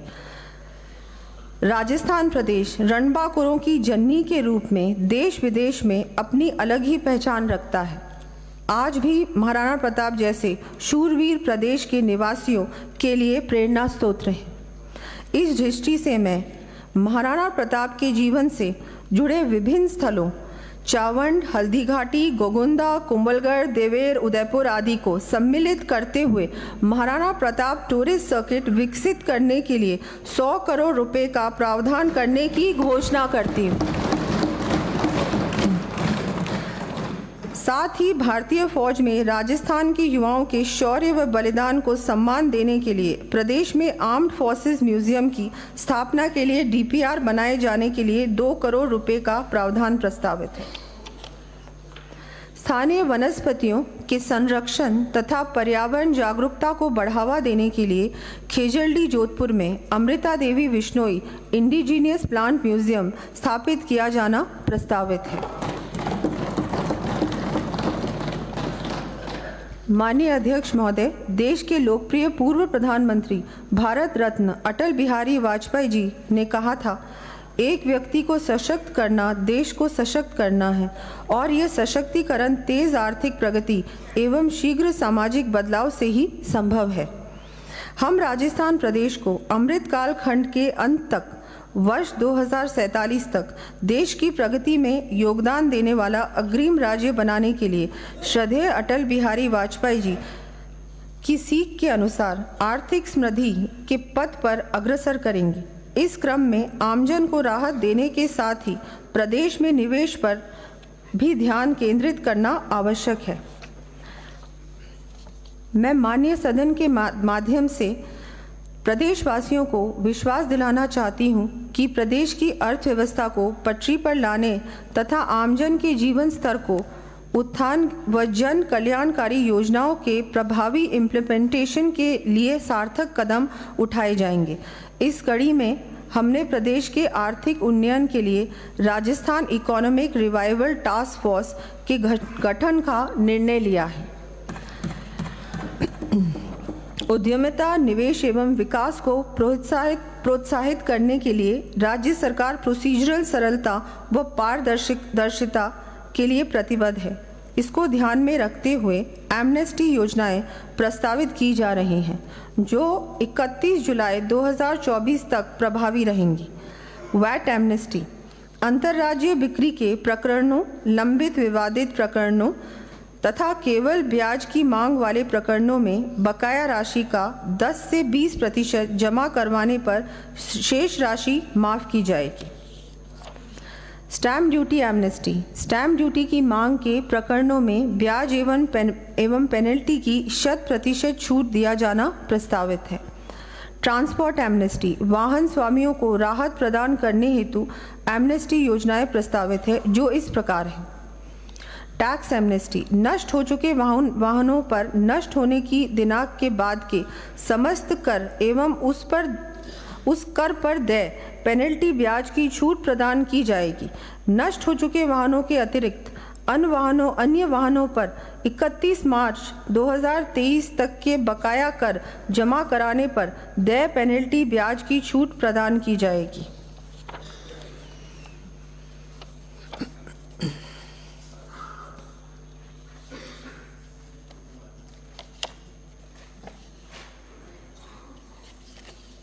ई रवाना एमनेस्टी खान विभाग से प्राप्त सूचना के आधार पर दर्ज ओवरलोडिंग अतिभरण के प्रकरणों में कंपाउंडिंग राशि में 96% तक छूट प्रदान की जाएगी। End of life vehicles amnesty पंजीकृत वाहन स्क्रैपिंग सुविधा केंद्र पर 1 वर्ष तक स्क्रैप करवाए जाने वाले एंड ऑफ लाइफ व्हीकल्स का स्क्रैप किया जाने तक बकाया कर को एकमुश्त जमा कराने पर देय पेनल्टी ब्याज में छूट प्रदान की जाएगी। एनर्जी एमनेस्टी 31 मार्च 2023 से पूर्व कटे हुए कनेक्शन वाले कृषि विद्युत उपभोक्ताओं द्वारा मूल बकाया राशि 6 बाई-मंथली किश्तों में जमा कराने व कृषि श्रेणी के अतिरिक्त अन्य श्रेणी के उपभोक्ताओं द्वारा संपूर्ण मूल बकाया राशि एकमुश्त जमा कराने पर उनकी समस्त ब्याज एवं पेनल्टी राशि माफ की जाएगी।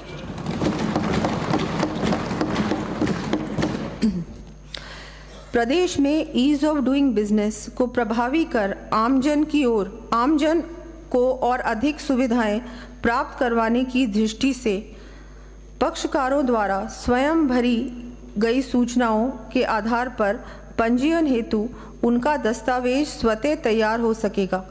इसके साथ ही आवश्यक सभी सूचनाएं एवं GIS आधारित DLC स्वयं पक्षकार द्वारा अपलोड करने की सुविधा भी मोबाइल ऐप के माध्यम से दी जानी प्रस्तावित है।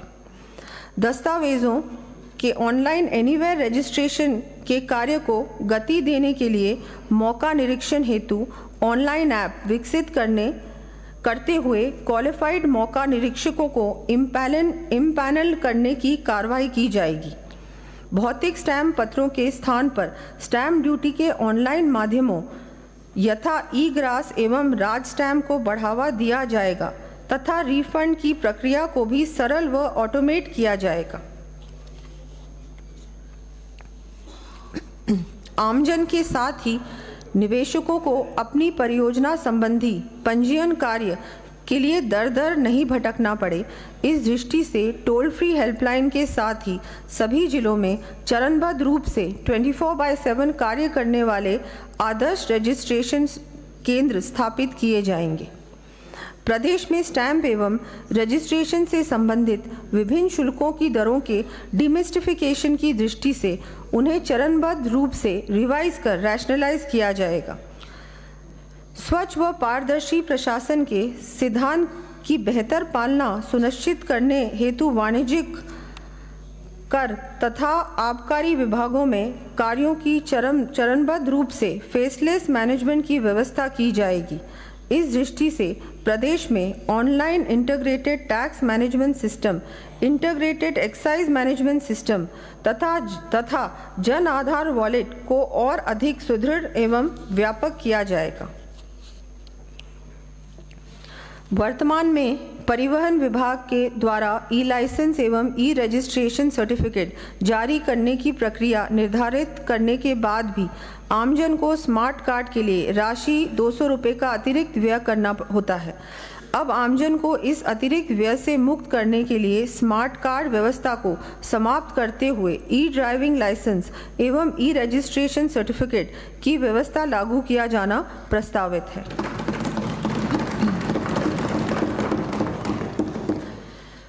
वाहन स्वामियों के वाहनों के फिटनेस टेस्ट की सुविधा को सुगम करने के लिए अपने पंजीकरण के जिले में ही फिटनेस करवाए जाने की बाध्यता को समाप्त कर एनीवेयर फिटनेस टेस्ट की व्यवस्था लागू की जानी प्रस्तावित है। राज्य के किसानों के हितों तथा आम उपभोक्ताओं की ज़रूरतों को ध्यान में रखते हुए चीनी और गुड़ पर मंडी शुल्क को समाप्त किया जाना प्रस्तावित है।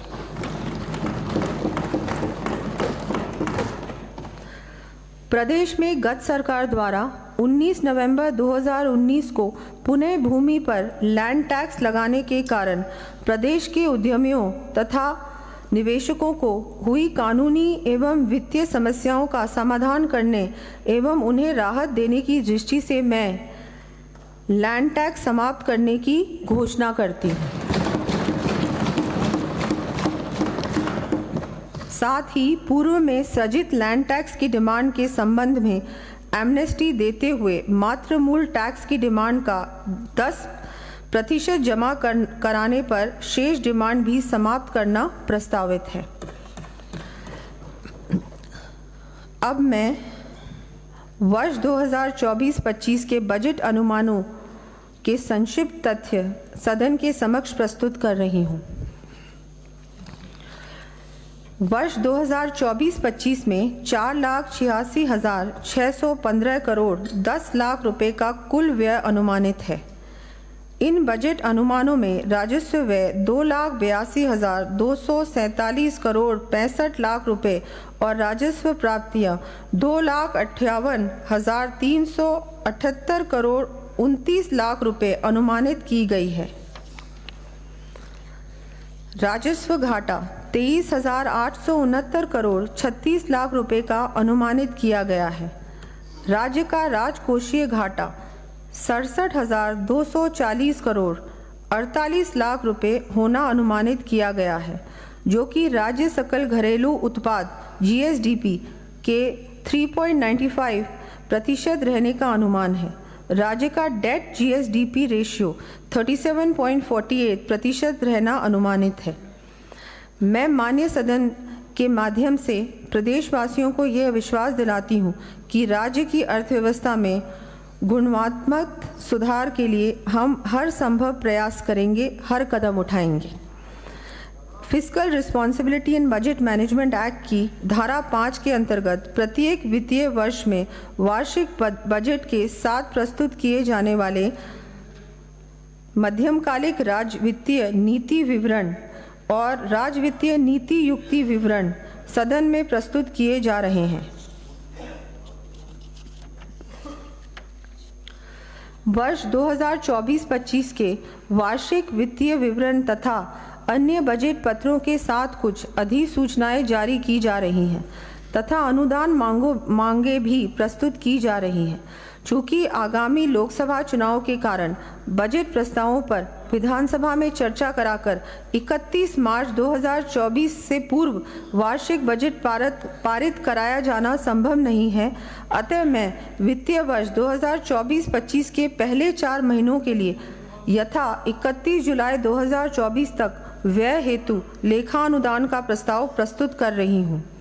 इस लेखा अनुदान में मांग संख्या 9, निर्वाचन मांग संख्या 36, आपदा प्रबंधन एवं सहायता तथा मांग संख्या 41, जन स्वास्थ्य अभियांत्रिकी के लिए पूरे वर्ष के लिए अपेक्षित राशि की मांग की गई है, क्योंकि इन मदों में होने वाला व्यय सामयिक है और इन्हीं महीनों में अधिक व्यय होने की संभावना है तथा इस व्यय को स्थगित नहीं किया जा सकता। लेखा अनुदान की अवधि यथा 31 जुलाई 2024 के पूर्व ही सदन के समक्ष परिवर्तित बजट अनुमान व प्रस्ताव प्रस्तुत कर दिए जाएंगे। हम राजस्थान को विकसित प्रदेश बनाने, इसकी गौरवशाली विरासत को संरक्षित करने, एवं प्रदेशवासियों को समृद्ध बनाने के लिए प्रतिबद्ध है। युवाओं, महिलाओं, बुजुर्गों, किसानों, मजदूरों तथा वंचित वर्गों को सशक्त कर उनकी सहभागिता सुनिश्चित करते हुए विकसित एवं उन्नत राजस्थान के निर्माण की परिकल्पना को साकार किए जाने के लिए प्रभावी कदम उठाएंगे। मैं देश के लोकप्रिय पूर्व प्रधानमंत्री भारत रत्न अटल बिहारी वाजपेयी जी की ये पंक्तियां याद करना चाहूँगी। बाधाएं आती हैं आए, घिरे प्रलय की घोर घटाएं, पाँव के नीचे अंगारे, सिर पर बरसे यदि ज्वालाएं, निज हाथों में हंसते हंसते आग लगाकर जलना होगा, कदम मिलाकर चलना होगा, कदम मिलाकर चलना होगा।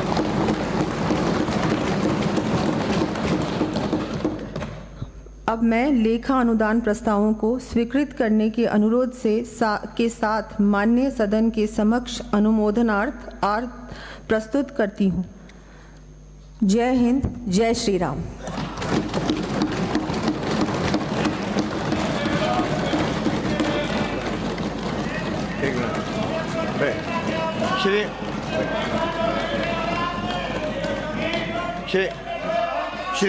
श्रीमती बैठिए। श्रीमती दिया कुमारी वित्त मंत्री राजस्थान राज्य के आय व्यय का अनुमान वर्ष 2024-25 का उपस्थापन करेंगी तथा उसे सदन की मेज पर रखेंगी।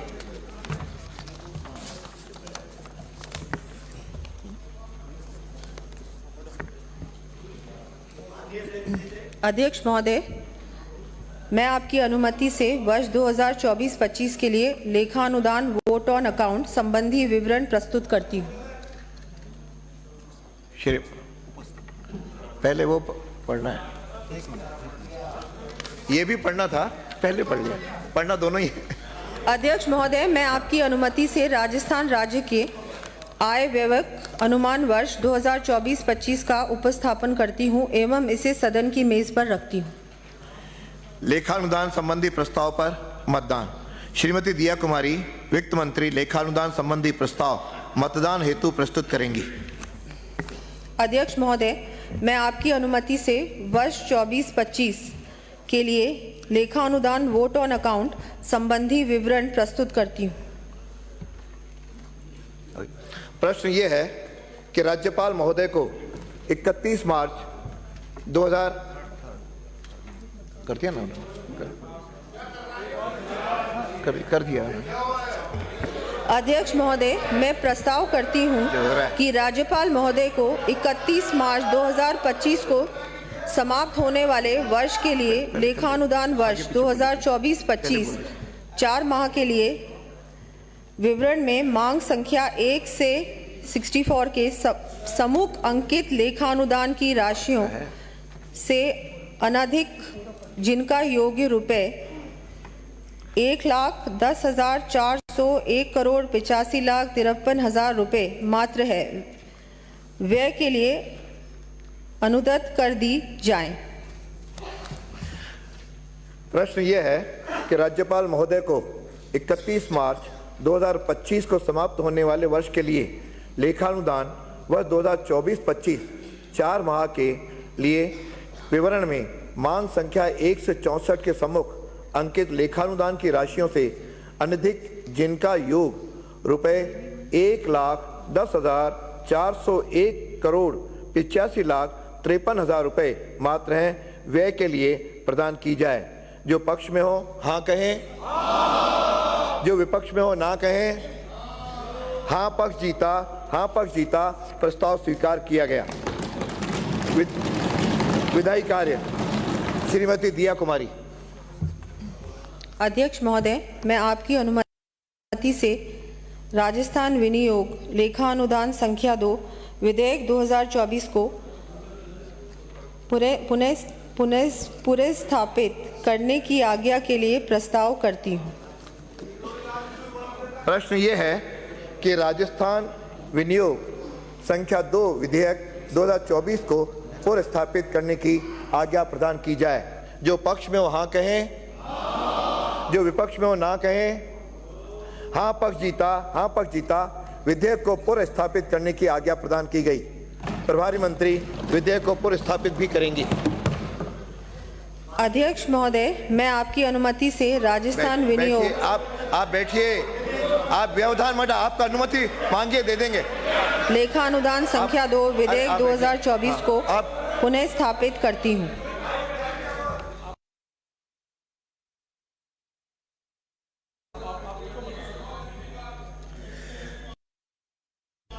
श्रीमती दिया कुमारी।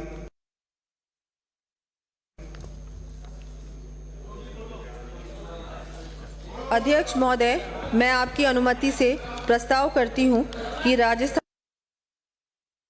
विनियोग लेखा अनुदान संख्या 2 विधेयक 2024 को विचारार्थ लिया जाए। प्रश्न ये है कि राजस्थान विनियोग लेखानुदान संख्या 2 विधेयक 2024 को विचारार्थ लिया जाए। जो पक्ष में हो हाँ कहें, जो विपक्ष में हो ना कहें।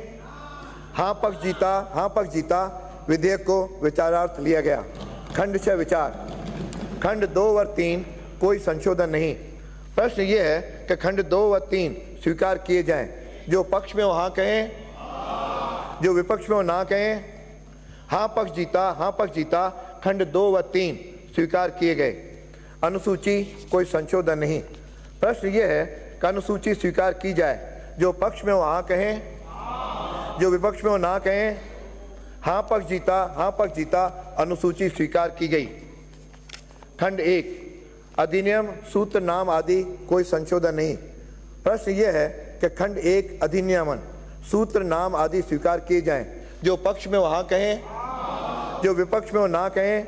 हाँ पक्ष जीता, खंड 1 अधिनियम सूत्र नाम आदि स्वीकार किए गए। श्रीमती दिया कुमारी। अध्यक्ष महोदय, मैं आपकी अनुमति से प्रस्ताव करती हूँ कि राजस्थान विनियोग लेखा अनुदान संख्या 2 विधेयक 2024 को पारित किया जाए। प्रश्न यह है कि राजस्थान विनियोग विधेयक 2024 को पारित किया जाए। जो पक्ष में हो हाँ कहें, जो विपक्ष में हो ना कहें। हाँ पक्ष जीता, राजस्थान विनियोग विधेयक 2024 पारित किया गया। वित्तीय कार्य 2023-24 के लिए अनुपूरक अनुदान की मांगों का उपस्थापन एवं मतदान। श्रीमती दिया कुमारी। अध्यक्ष महोदय, मैं आपकी अनुमति से वर्ष 2023-24 के लिए राजस्थान शासन के व्यय हेतु अनुपूरक अनुदान की मांगे द्वितीय संकलन का उपस्थापन करती हूँ। मांग संख्या 2। प्रश्न यह है कि अनुपूरक अनुदान की मांग संख्या 2 राज्य विधानमंडल के संबंध में 31 मार्च 2024 को समाप्त होने वाले वर्ष में किए जाने वाले व्यय के निमित्त राज्यपाल महोदय को रुपए 10,17,93,000 तक की राशि और प्रदान की जाए। जो पक्ष में हो हाँ कहें, जो विपक्ष में हो ना कहें। हाँ पक्ष जीता, मांग स्वीकार की गई। मांग 6। प्रश्न यह है कि अनुपूरक अनुदान की मांग संख्या 6 विधि एवं विधिक कार्य विभाग के संबंध में 31 मार्च 2024 को समाप्त होने वाले वर्ष में किए जाने वाले व्यय के निमित्त राज्यपाल महोदय को रुपए 1,000 तक की राशि और प्रदान की जाए। जो पक्ष में हो हाँ कहें, जो विपक्ष में हो ना कहें। हाँ पक्ष जीता, मांग स्वीकार की गई। मांग संख्या 7।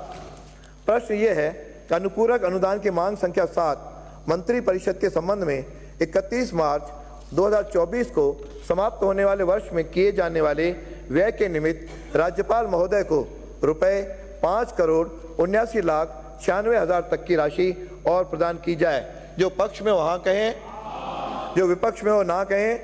हाँ पक्ष जीता, मांग स्वीकार की गई। मांग संख्या 9।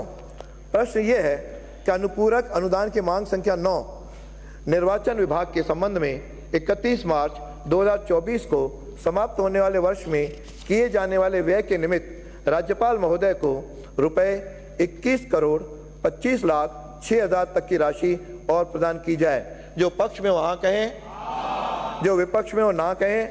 हाँ पक्ष जीता, मांग स्वीकार की गई। मांग संख्या 10।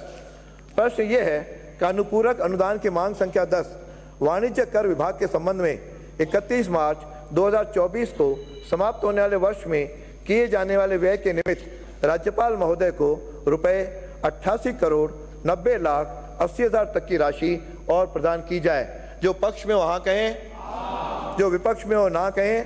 हाँ पक्ष जीता, हाँ पक्ष जीता, मांग स्वीकार की गई। मांग संख्या 11, प्रश्न ये है कि अनुपूरक अनुदान की मांग संख्या 11 पंजीयन एवं मुद्रांक विभाग के संबंध में 31 मार्च 2024 को समाप्त होने वाले वर्ष में किए जाने वाले व्यय के निमित्त राज्यपाल महोदय को रुपए 57,76,53,000 तक की राशि और प्रदान की जाए। जो पक्ष में हो हाँ कहें, जो विपक्ष में हो ना कहें। हाँ पक्ष जीता, हाँ पक्ष जीता, मांग स्वीकार की गई।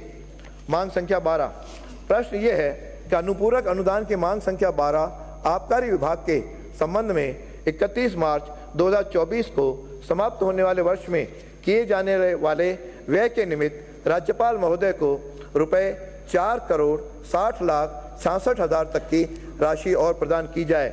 जो पक्ष में हो हाँ कहें, जो विपक्ष में हो ना कहें। हाँ पक्ष जीता, हाँ पक्ष जीता, मांग स्वीकार की गई।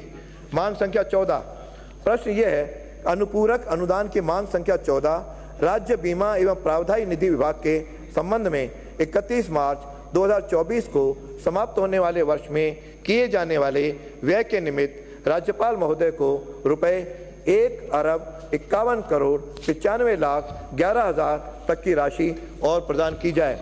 जो पक्ष में हो हाँ कहें, जो विपक्ष में हो ना कहें। हाँ पक्ष जीता, हाँ पक्ष जीता, मांग स्वीकार की गई।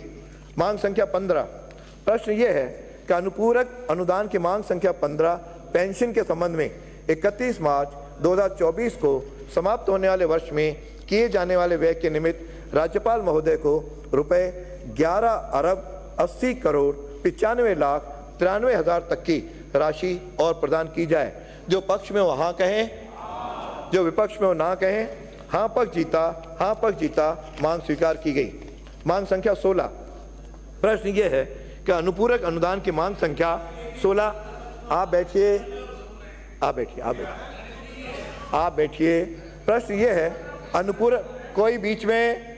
हाँ, प्रश्न ये है अनुपूरक अनुदान की मांग संख्या 16 राजस्व विभाग के संबंध में 31 मार्च 2024 को समाप्त होने वाले वर्ष में किए जाने वाले व्यय के निमित्त राज्यपाल महोदय को रुपए 2,000 तक की राशि और प्रदान की जाए। जो पक्ष में हो हाँ कहें, जो विपक्ष में हो ना कहें।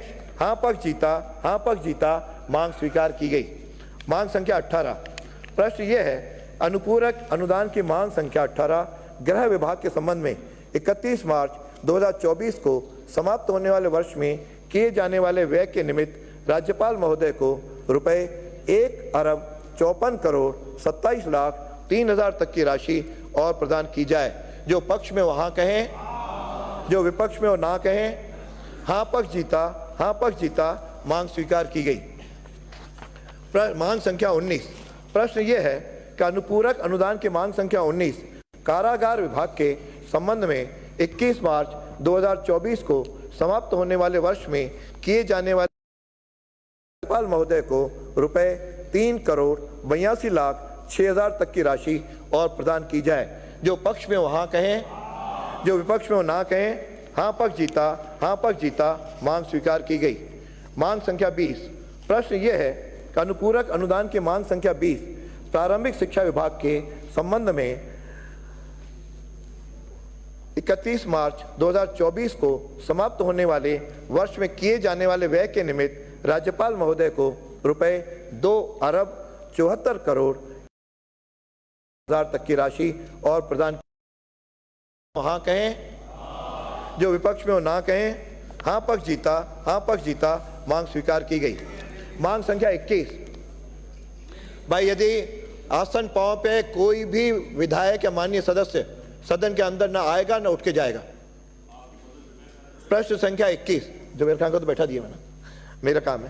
प्रश्न ये है कि अनुपूरक अनुदान की मांग संख्या 21 माध्यमिक शिक्षा विभाग के संबंध में 31 मार्च 2024 को समाप्त होने वाले वर्ष में किए जाने वाले व्यय के निमित्त राज्यपाल महोदय को रुपए 2,63,32,82,000 तक की राशि और प्रदान की जाए। जो पक्ष में हो हाँ कहें, जो विपक्ष में हो ना कहें। हाँ पक्ष जीता, हाँ पक्ष जीता, मांग स्वीकार की गई।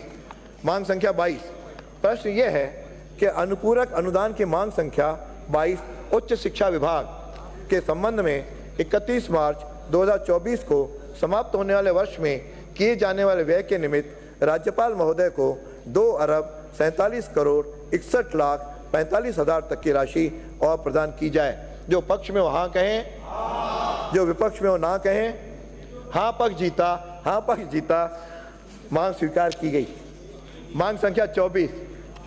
प्रश्न ये है कि अनुपूरक अनुदान की मांग संख्या 24 तकनीकी शिक्षा विभाग के संबंध में 31 मार्च 2024 को समाप्त होने वाले वर्ष में किए जाने वाले व्यय के निमित्त राज्यपाल महोदय को रुपए 9,98,93,000 तक की राशि और प्रदान की जाए। जो पक्ष में हो हाँ कहें, जो विपक्ष में हो ना कहें। हाँ पक्ष जीता, हाँ पक्ष जीता। मांग स्वीकार की गई। मांग संख्या 25। प्रश्न ये है कि अनुपूरक अनुदान की मांग संख्या 25 कला एवं संस्कृति विभाग के संबंध में 31 मार्च 2024 को समाप्त होने वाले वर्ष में किए जाने वाले व्यय के निमित्त राज्यपाल महोदय को 1,000 रुपये तक की राशि और प्रदान की जाए। जो पक्ष में हो हाँ कहें, जो विपक्ष में हो ना कहें। हाँ पक्ष जीता, हाँ पक्ष जीता। मांग स्वीकार की गई। मांग संख्या 26। प्रश्न ये है कि अनुपूरक अनुदान की मांग संख्या 26 युवा मामले एवं खेल विभाग के संबंध में 31 मार्च 2024 को समाप्त होने वाले वर्ष में किए जाने वाले व्यय के निमित्त राज्यपाल महोदय को 37,59,42,00,000 तक की राशि और प्रदान की जाए। जो पक्ष में हो हाँ कहें, जो विपक्ष में हो ना कहें। हाँ पक्ष जीता, हाँ पक्ष जीता। मांग स्वीकार की गई। मांग संख्या 27। प्रश्न ये है कि अनुपूरक अनुदान की मांग संख्या 27 चिकित्सा एवं स्वास्थ्य विभाग के संबंध में 31 मार्च 2024 को समाप्त होने वाले वर्ष में किए जाने वाले व्यय के निमित्त राज्यपाल महोदय को 5,14,80,000 तक की राशि और प्रदान की जाए। जो पक्ष में हो हाँ कहें, जो विपक्ष में हो ना कहें। हाँ पक्ष जीता, हाँ पक्ष जीता। मांग स्वीकार की गई। मांग संख्या 28। प्रश्न ये है कि अनुपूरक अनुदान की मांग संख्या 28 चिकित्सा शिक्षा विभाग के संबंध में 31 मार्च 2024 को समाप्त होने वाले वर्ष में किए जाने वाले व्यय के निमित्त राज्यपाल महोदय को रुपए 2,000 तक की राशि और प्रदान की जाए। जो पक्ष में हो हाँ कहें, जो विपक्ष में हो ना कहें। हाँ पक्ष जीता, हाँ पक्ष जीता। मांग स्वीकार की गई। प्रश्न ये है कि अनुपूरक अनुदान की मांग संख्या 30 जनजातीय क्षेत्रीय विकास के संबंध में 31 मार्च 2024 को समाप्त होने वाले वर्ष में किए जाने वाले व्यय के निमित्त राज्यपाल महोदय को 37,000 रुपये तक की राशि और प्रदान की जाए। जो पक्ष में हो हाँ कहें, जो विपक्ष में हो ना कहें। हाँ पक्ष जीता, हाँ पक्ष जीता। मांग स्वीकार की गई। मांग संख्या 31। प्रश्न ये है कि अनुपूरक अनुदान की मांग संख्या 31 सामाजिक न्याय एवं अधिकारिता विभाग के संबंध में 31 मार्च 2024 को समाप्त होने वाले वर्ष में किए जाने वाले व्यय के निमित्त राज्यपाल महोदय को रुपए 1,14,08,90,000 तक की राशि और प्रदान की जाए। जो पक्ष में हो हाँ कहें, जो विपक्ष में हो ना कहें। हाँ पक्ष जीता, हाँ पक्ष जीता। मांग स्वीकार की गई। मांग संख्या 32। प्रश्न यह है कि अनुपूरक अनुदान की मांग संख्या 32 महिला एवं बाल विकास विभाग के संबंध में 31 मार्च 2024 को समाप्त होने वाले वर्ष में किए जाने वाले व्यय के निमित्त राज्यपाल महोदय को रुपए 38,22,59,000 तक की राशि और प्रदान की जाए। जो पक्ष में हो हाँ कहें, जो विपक्ष में हो ना कहें। हाँ पक्ष जीता, हाँ पक्ष जीता। मांग स्वीकार की गई। मांग संख्या 33। प्रश्न ये है कि अनुपूरक अनुदान की मांग संख्या 33 सैनिक कल्याण विभाग के संबंध में 31 मार्च 2024 को समाप्त होने वाले वर्ष में किए जाने वाले व्यय के निमित्त राज्यपाल महोदय को रुपए 11,06,78,000 तक की राशि और प्रदान की जाए। जो पक्ष में हो हाँ कहें, जो विपक्ष में हो ना कहें। हाँ पक्ष जीता, हाँ पक्ष जीता। मांग स्वीकार की गई। मांग संख्या 34। प्रश्न ये है कि अनुपूरक अनुदान की मांग संख्या 34 श्रम व रोजगार विभाग के संबंध में 31 मार्च 2024 को समाप्त होने वाले वर्ष में किए जाने वाले व्यय के निमित्त राज्यपाल महोदय को रुपए 5,02,90,000 तक की राशि और प्रदान की जाए। जो पक्ष में हो हाँ कहें, जो विपक्ष में हो ना कहें। हाँ पक्ष जीता, हाँ पक्ष जीता, मांग स्वीकार की गई। मांग संख्या 36। प्रश्न ये है कि अनुपूरक अनुदान की मांग संख्या 36 आपदा प्रबंधन एवं सहायता विभाग के संबंध में 31 मार्च 2024 को समाप्त होने वाले वर्ष में किए जाने वाले व्यय के निमित्त राज्यपाल महोदय को रुपए 8,50,91,71,75,000 तक की राशि और प्रदान की जाए। जो पक्ष में हो हाँ कहें, जो विपक्ष में हो ना कहें। हाँ पक्ष जीता, हाँ पक्ष जीता, मांग स्वीकार की गई। मांग संख्या 37। प्रश्न यह है कि अनुपूरक अनुदान की मांग संख्या 37 देवस्थान विभाग के संबंध में 31 मार्च 2024 को समाप्त होने वाले वर्ष में किए जाने वाले व्यय के निमित्त राज्यपाल महोदय को 22,61,21,000 रुपए तक की राशि और प्रदान की जाए। जो पक्ष में हो हाँ कहें, जो विपक्ष में हो ना कहें। हाँ पक्ष जीता, हाँ पक्ष जीता, मांग स्वीकार की गई। मांग संख्या 38। प्रश्न यह है अनुपूरक अनुदान की मांग संख्या 38 सूचना एवं जनसंपर्क विभाग के संबंध में 31 मार्च 2024 को समाप्त होने वाले वर्ष में किए जाने वाले व्यय के निमित्त राज्यपाल महोदय को रुपए 59,27,80,000 तक की राशि और प्रदान की जाए। जो पक्ष में हो हाँ कहें, जो विपक्ष में हो ना कहें। हाँ पक्ष जीता, हाँ पक्ष जीता, मांग स्वीकार की गई। मांग संख्या 40। प्रश्न यह है कि अनुपूरक अनुदान की मांग संख्या 40 स्वायत्त शासन विभाग के संबंध में 31 मार्च 2024 को समाप्त होने वाले वर्ष में किए जाने वाले व्यय के निमित्त राज्यपाल महोदय को रुपए 6,21,95,56,000 तक की राशि और प्रदान की जाए। जो पक्ष में हो हाँ कहें, जो विपक्ष में हो ना कहें। हाँ पक्ष जीता, हाँ पक्ष जीता, मांग स्वीकार की गई। मैंने सुन लिया दोनों की आवाज में। मांग संख्या 41। थोड़ा जगह है, अच्छा है, थोड़ा जगो, दोनों पक्ष थोड़ा जगो। मांग संख्या 41। प्रश्न यह है अनुपूरक अनुदान की मांग संख्या 41 जन स्वास्थ्य अभियांत्रिकी विभाग के संबंध में 31 मार्च 2024 को समाप्त होने वाले वर्ष में किए जाने वाले व्यय के निमित्त राज्यपाल महोदय को 2,88,14,89,000 रुपए तक की राशि और प्रदान की जाए। जो पक्ष में हो हाँ कहें, जो विपक्ष में हो ना कहें। हाँ पक्ष जीता, हाँ पक्ष जीता, मांग स्वीकार की गई। प्रश्न मांग संख्या 42। प्रश्न ये है अनुपूरक अनुदान की मांग संख्या 42 जल संसाधन एवं इंदिरा गांधी नहर परियोजना विभाग के संबंध में 31 मार्च 2024 को समाप्त होने वाले वर्ष में किए जाने वाले व्यय के निमित्त राज्यपाल महोदय को रुपए 3,000 तक की राशि और प्रदान की जाए। जो पक्ष में हो हाँ कहें, जो विपक्ष में हो ना कहें। हाँ पक्ष जीता, हाँ पक्ष जीता, मांग स्वीकार की गई। मांग संख्या 43। प्रश्न यह है अनुपूरक अनुदान की मांग संख्या 43 सिंचित क्षेत्र विकास विभाग के संबंध में 31 मार्च 2024 को समाप्त होने वाले वर्ष में किए जाने वाले व्यय के निमित्त राज्यपाल महोदय को रुपए 40,05,19,000 तक की राशि और प्रदान की जाए। जो पक्ष में हो हाँ कहें, जो विपक्ष में हो ना कहें। हाँ पक्ष जीता, हाँ पक्ष जीता, मांग स्वीकार की गई। मांग संख्या 44। प्रश्न यह है अनुपूरक अनुदान की मांग संख्या 44 सार्वजनिक निर्माण विभाग के संबंध में 31 मार्च 2024 को समाप्त होने वाले वर्ष में किए जाने वाले व्यय के निमित्त राज्यपाल महोदय को रुपए 14,71,27,66,000 तक की राशि और प्रदान की जाए। जो पक्ष में हो हाँ कहें, जो विपक्ष में हो ना कहें। हाँ पक्ष जीता, हाँ पक्ष जीता, मांग स्वीकार की गई। मांग संख्या 46। प्रश्न यह है कि अनुपूरक अनुदान की मांग संख्या 46 कृषि विभाग के संबंध में 31 मार्च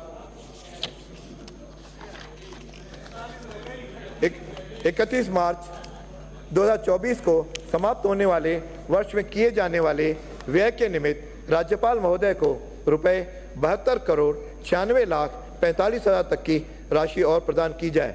जो पक्ष में हो हाँ कहें, जो विपक्ष में हो ना कहें। हाँ पक्ष जीता, हाँ पक्ष जीता, मांग स्वीकार की गई। मांग संख्या 45। प्रश्न ये है कि अनुपूरक अनुदान की मांग संख्या 45 वन एवं पर्यावरण विभाग के संबंध में 31 मार्च 2024 को समाप्त होने वाले वर्ष में किए जाने वाले व्यय के निमित्त राज्यपाल महोदय को 1,15,14,25,000 तक की राशि और प्रदान की जाए। जो पक्ष में हो हाँ कहें, जो विपक्ष में हो ना कहें। हाँ पक्ष जीता, मांग स्वीकार की गई। मांग संख्या 47।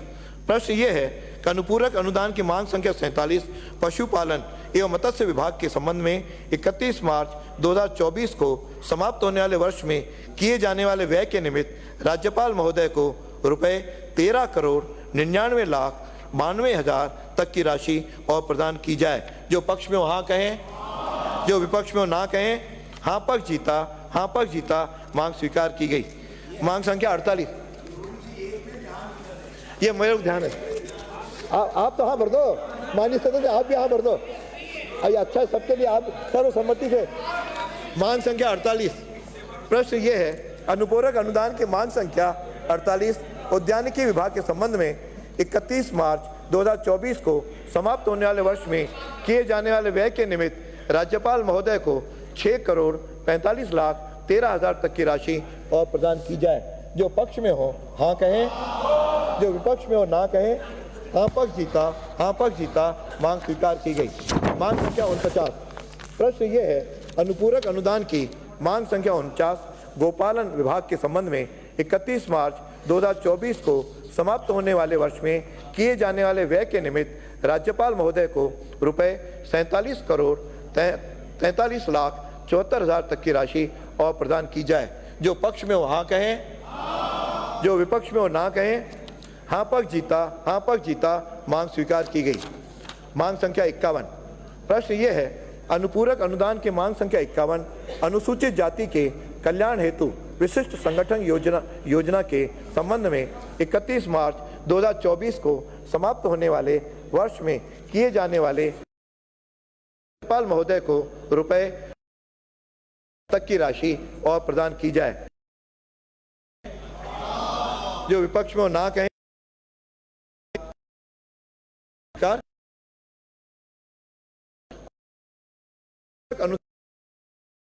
पंचायत 21 को किए राज्यपाल 3,92,72,000 तक की राशि और प्रदान की जाए। जो पक्ष में हो हाँ कहें, जो विपक्ष में हो ना कहें।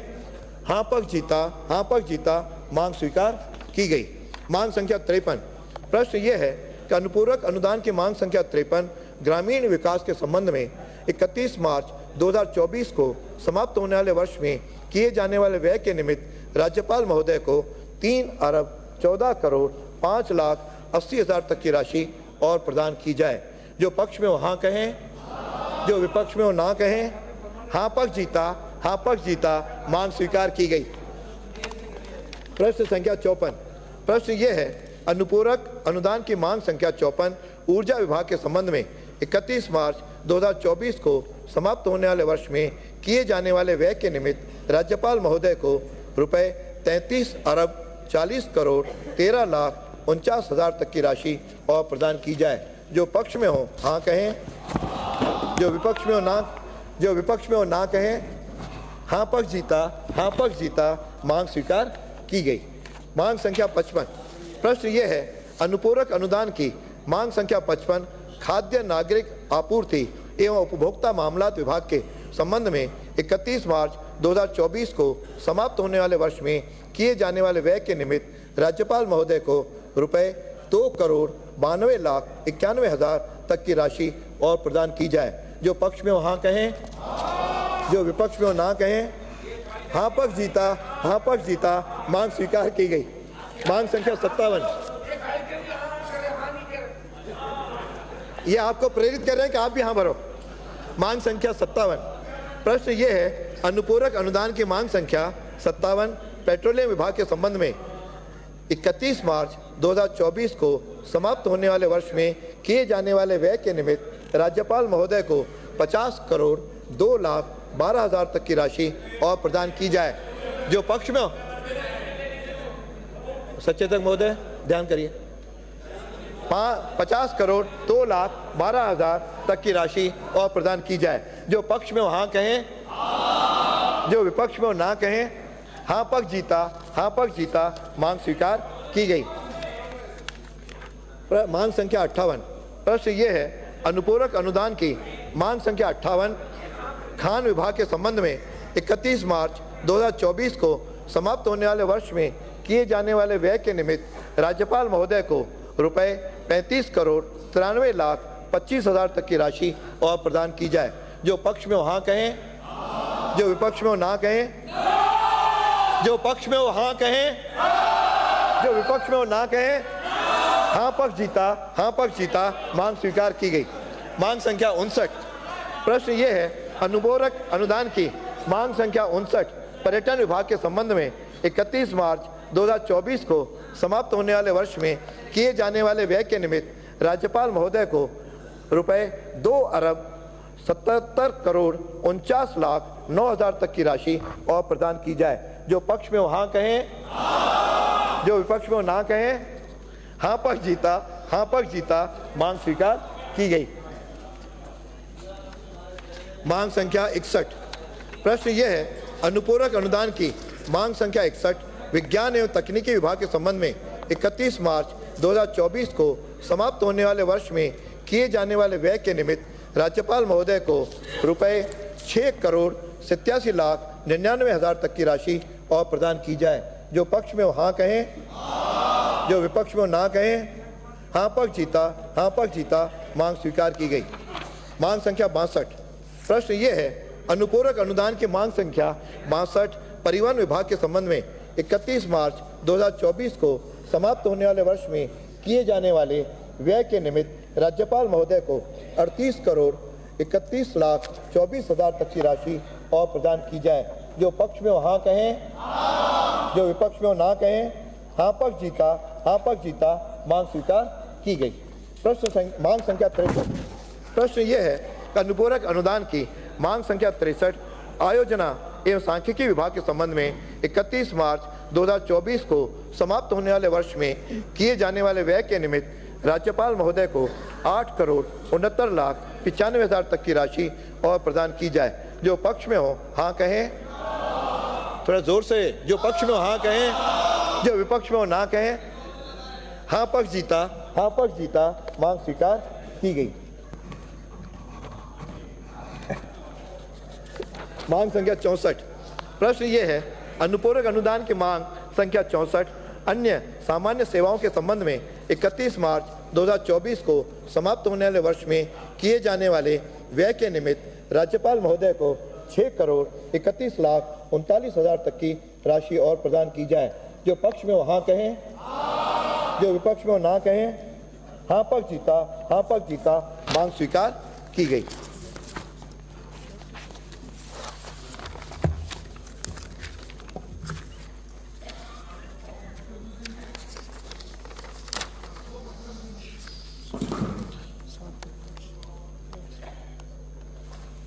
वित्तीय कार्य श्रीमती दिया कुमारी। विधायी कार्य, वित्तीय कार्य। अध्यक्ष महोदय, मैं आपकी अनुमति से राजस्थान विनियोग आप बैठिए। संख्या 1 विधेयक 2024 मंत्री बोले, आप बैठिए। पूरे स्थापित करने की आज्ञा के लिए प्रस्ताव करती हूँ। आप स्लिप भेजिए, बिना अनुमति के नहीं। प्रश्न ये है, हो गया प्रश्न है आज्ञा। कहाँ भाई? श्रीमती दिया कुमारी पूरा स्थापित करेंगे। क्या है यार? अध्यक्ष महोदय, मैं आपकी अनुमति से राजस्थान विनियोग संख्या 1 विधेयक 2024 को पुनः स्थापित अपने करती हूँ। स्थानों में बैठिए। माननीय सदस्य, माननीय सदस्य बैठिए। यानी क्या तमाशा है? सारे माननीय विधायकों को मैं स्पष्ट कह रहा हूं, क्या सदन में अपनी सीट खोल करके मंत्रियों तक नहीं जाएंगे, उनके चैम्बर में जाएं। प्रश्न यह है कि राजस्थान विनियोग संख्या 1 विधेयक 2024 को पुनः स्थापित करने की आज्ञा प्रदान की जाए। जो पक्ष में हो हाँ कहें, जो विपक्ष में हो ना कहें।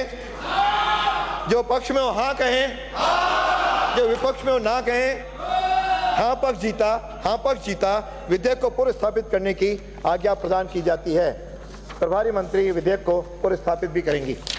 माननीय दिया कुमारी। मैं अध्यक्ष महोदय, मैं आपकी अनुमति से प्रस्ताव करती हूं कि राजस्थान विनियोग संख्या 1 विधेयक 2024 को विचारार्थ लिया जाए। प्रश्न यह है कि राजस्थान विनियोग संख्या 1 विधेयक 2024 को विचारार्थ लिया जाए। जो पक्ष में हो हाँ कहें, जो विपक्ष में हो ना कहें। हाँ पक्ष जीता विधेयक को विचारार्थ लिया गया। खंडशः विचार। खंड 2 और 3 कोई संशोधन नहीं। प्रश्न यह है कि खंड 2 व 3 स्वीकार किए जाएं। जो पक्ष में हो हाँ कहें, जो विपक्ष में हो ना कहें। हाँ पक्ष जीता खंड 2 व 3 स्वीकार किए गए। अनुसूची कोई संशोधन नहीं। प्रश्न यह है कि अनुसूची स्वीकार की जाए। जो पक्ष में हो हाँ कहें, जो विपक्ष में हो ना कहें। जो हाँ पक्ष जीता अनुसूची स्वीकार की गई। खंड 1 अधिनियम सूत्र नाम आदि कोई संशोधन नहीं। प्रश्न यह है खंड 1 अधिनियम सूत्र नाम आदि स्वीकार किए जाएं। जो पक्ष में हो हाँ कहें, जो विपक्ष में हो ना कहें। हाँ पक्ष जीता अधिनियम सूत्र नाम आदि स्वीकार किए गए। श्री दिया कुमारी। पारित करने का प्रस्ताव रखिए। अध्यक्ष महोदय, मैं आपकी अनुमति से प्रस्ताव करती हूं कि राजस्थान विनियोग संख्या 1 विधेयक 2024 को पारित किया जाए। अरे भाई, माननीय सचेतक आप भाई, मैंने स्पष्ट कहा। प्रश्न शांत रहे, मुझे ध्यान आ गया। आपके यहाँ सब जगह समान है। प्रश्न ये है कि राजस्थान विनियोग संख्या 1 विधेयक 2024 को पारित किया जाए। जो पक्ष में हो हाँ कहें, जो विपक्ष में हो ना कहें। हाँ पक्ष जीता राजस्थान विनियोग विधेयक 2024 पारित किया गया। अब जनगण माननीय सदस्यों से जनगणमन होने से पहले एक जानकारी दे रहा हूं। जो माननीय सदस्य जिस कमेटी में रहना चाहता हो अपने चॉइस की 3 कमेटियों के नाम हमारे सचिव महोदय के यहाँ दे दें, ताकि उनकी योग्यता, उनकी रुचि के अनुसार हम लोग तय कर सकें।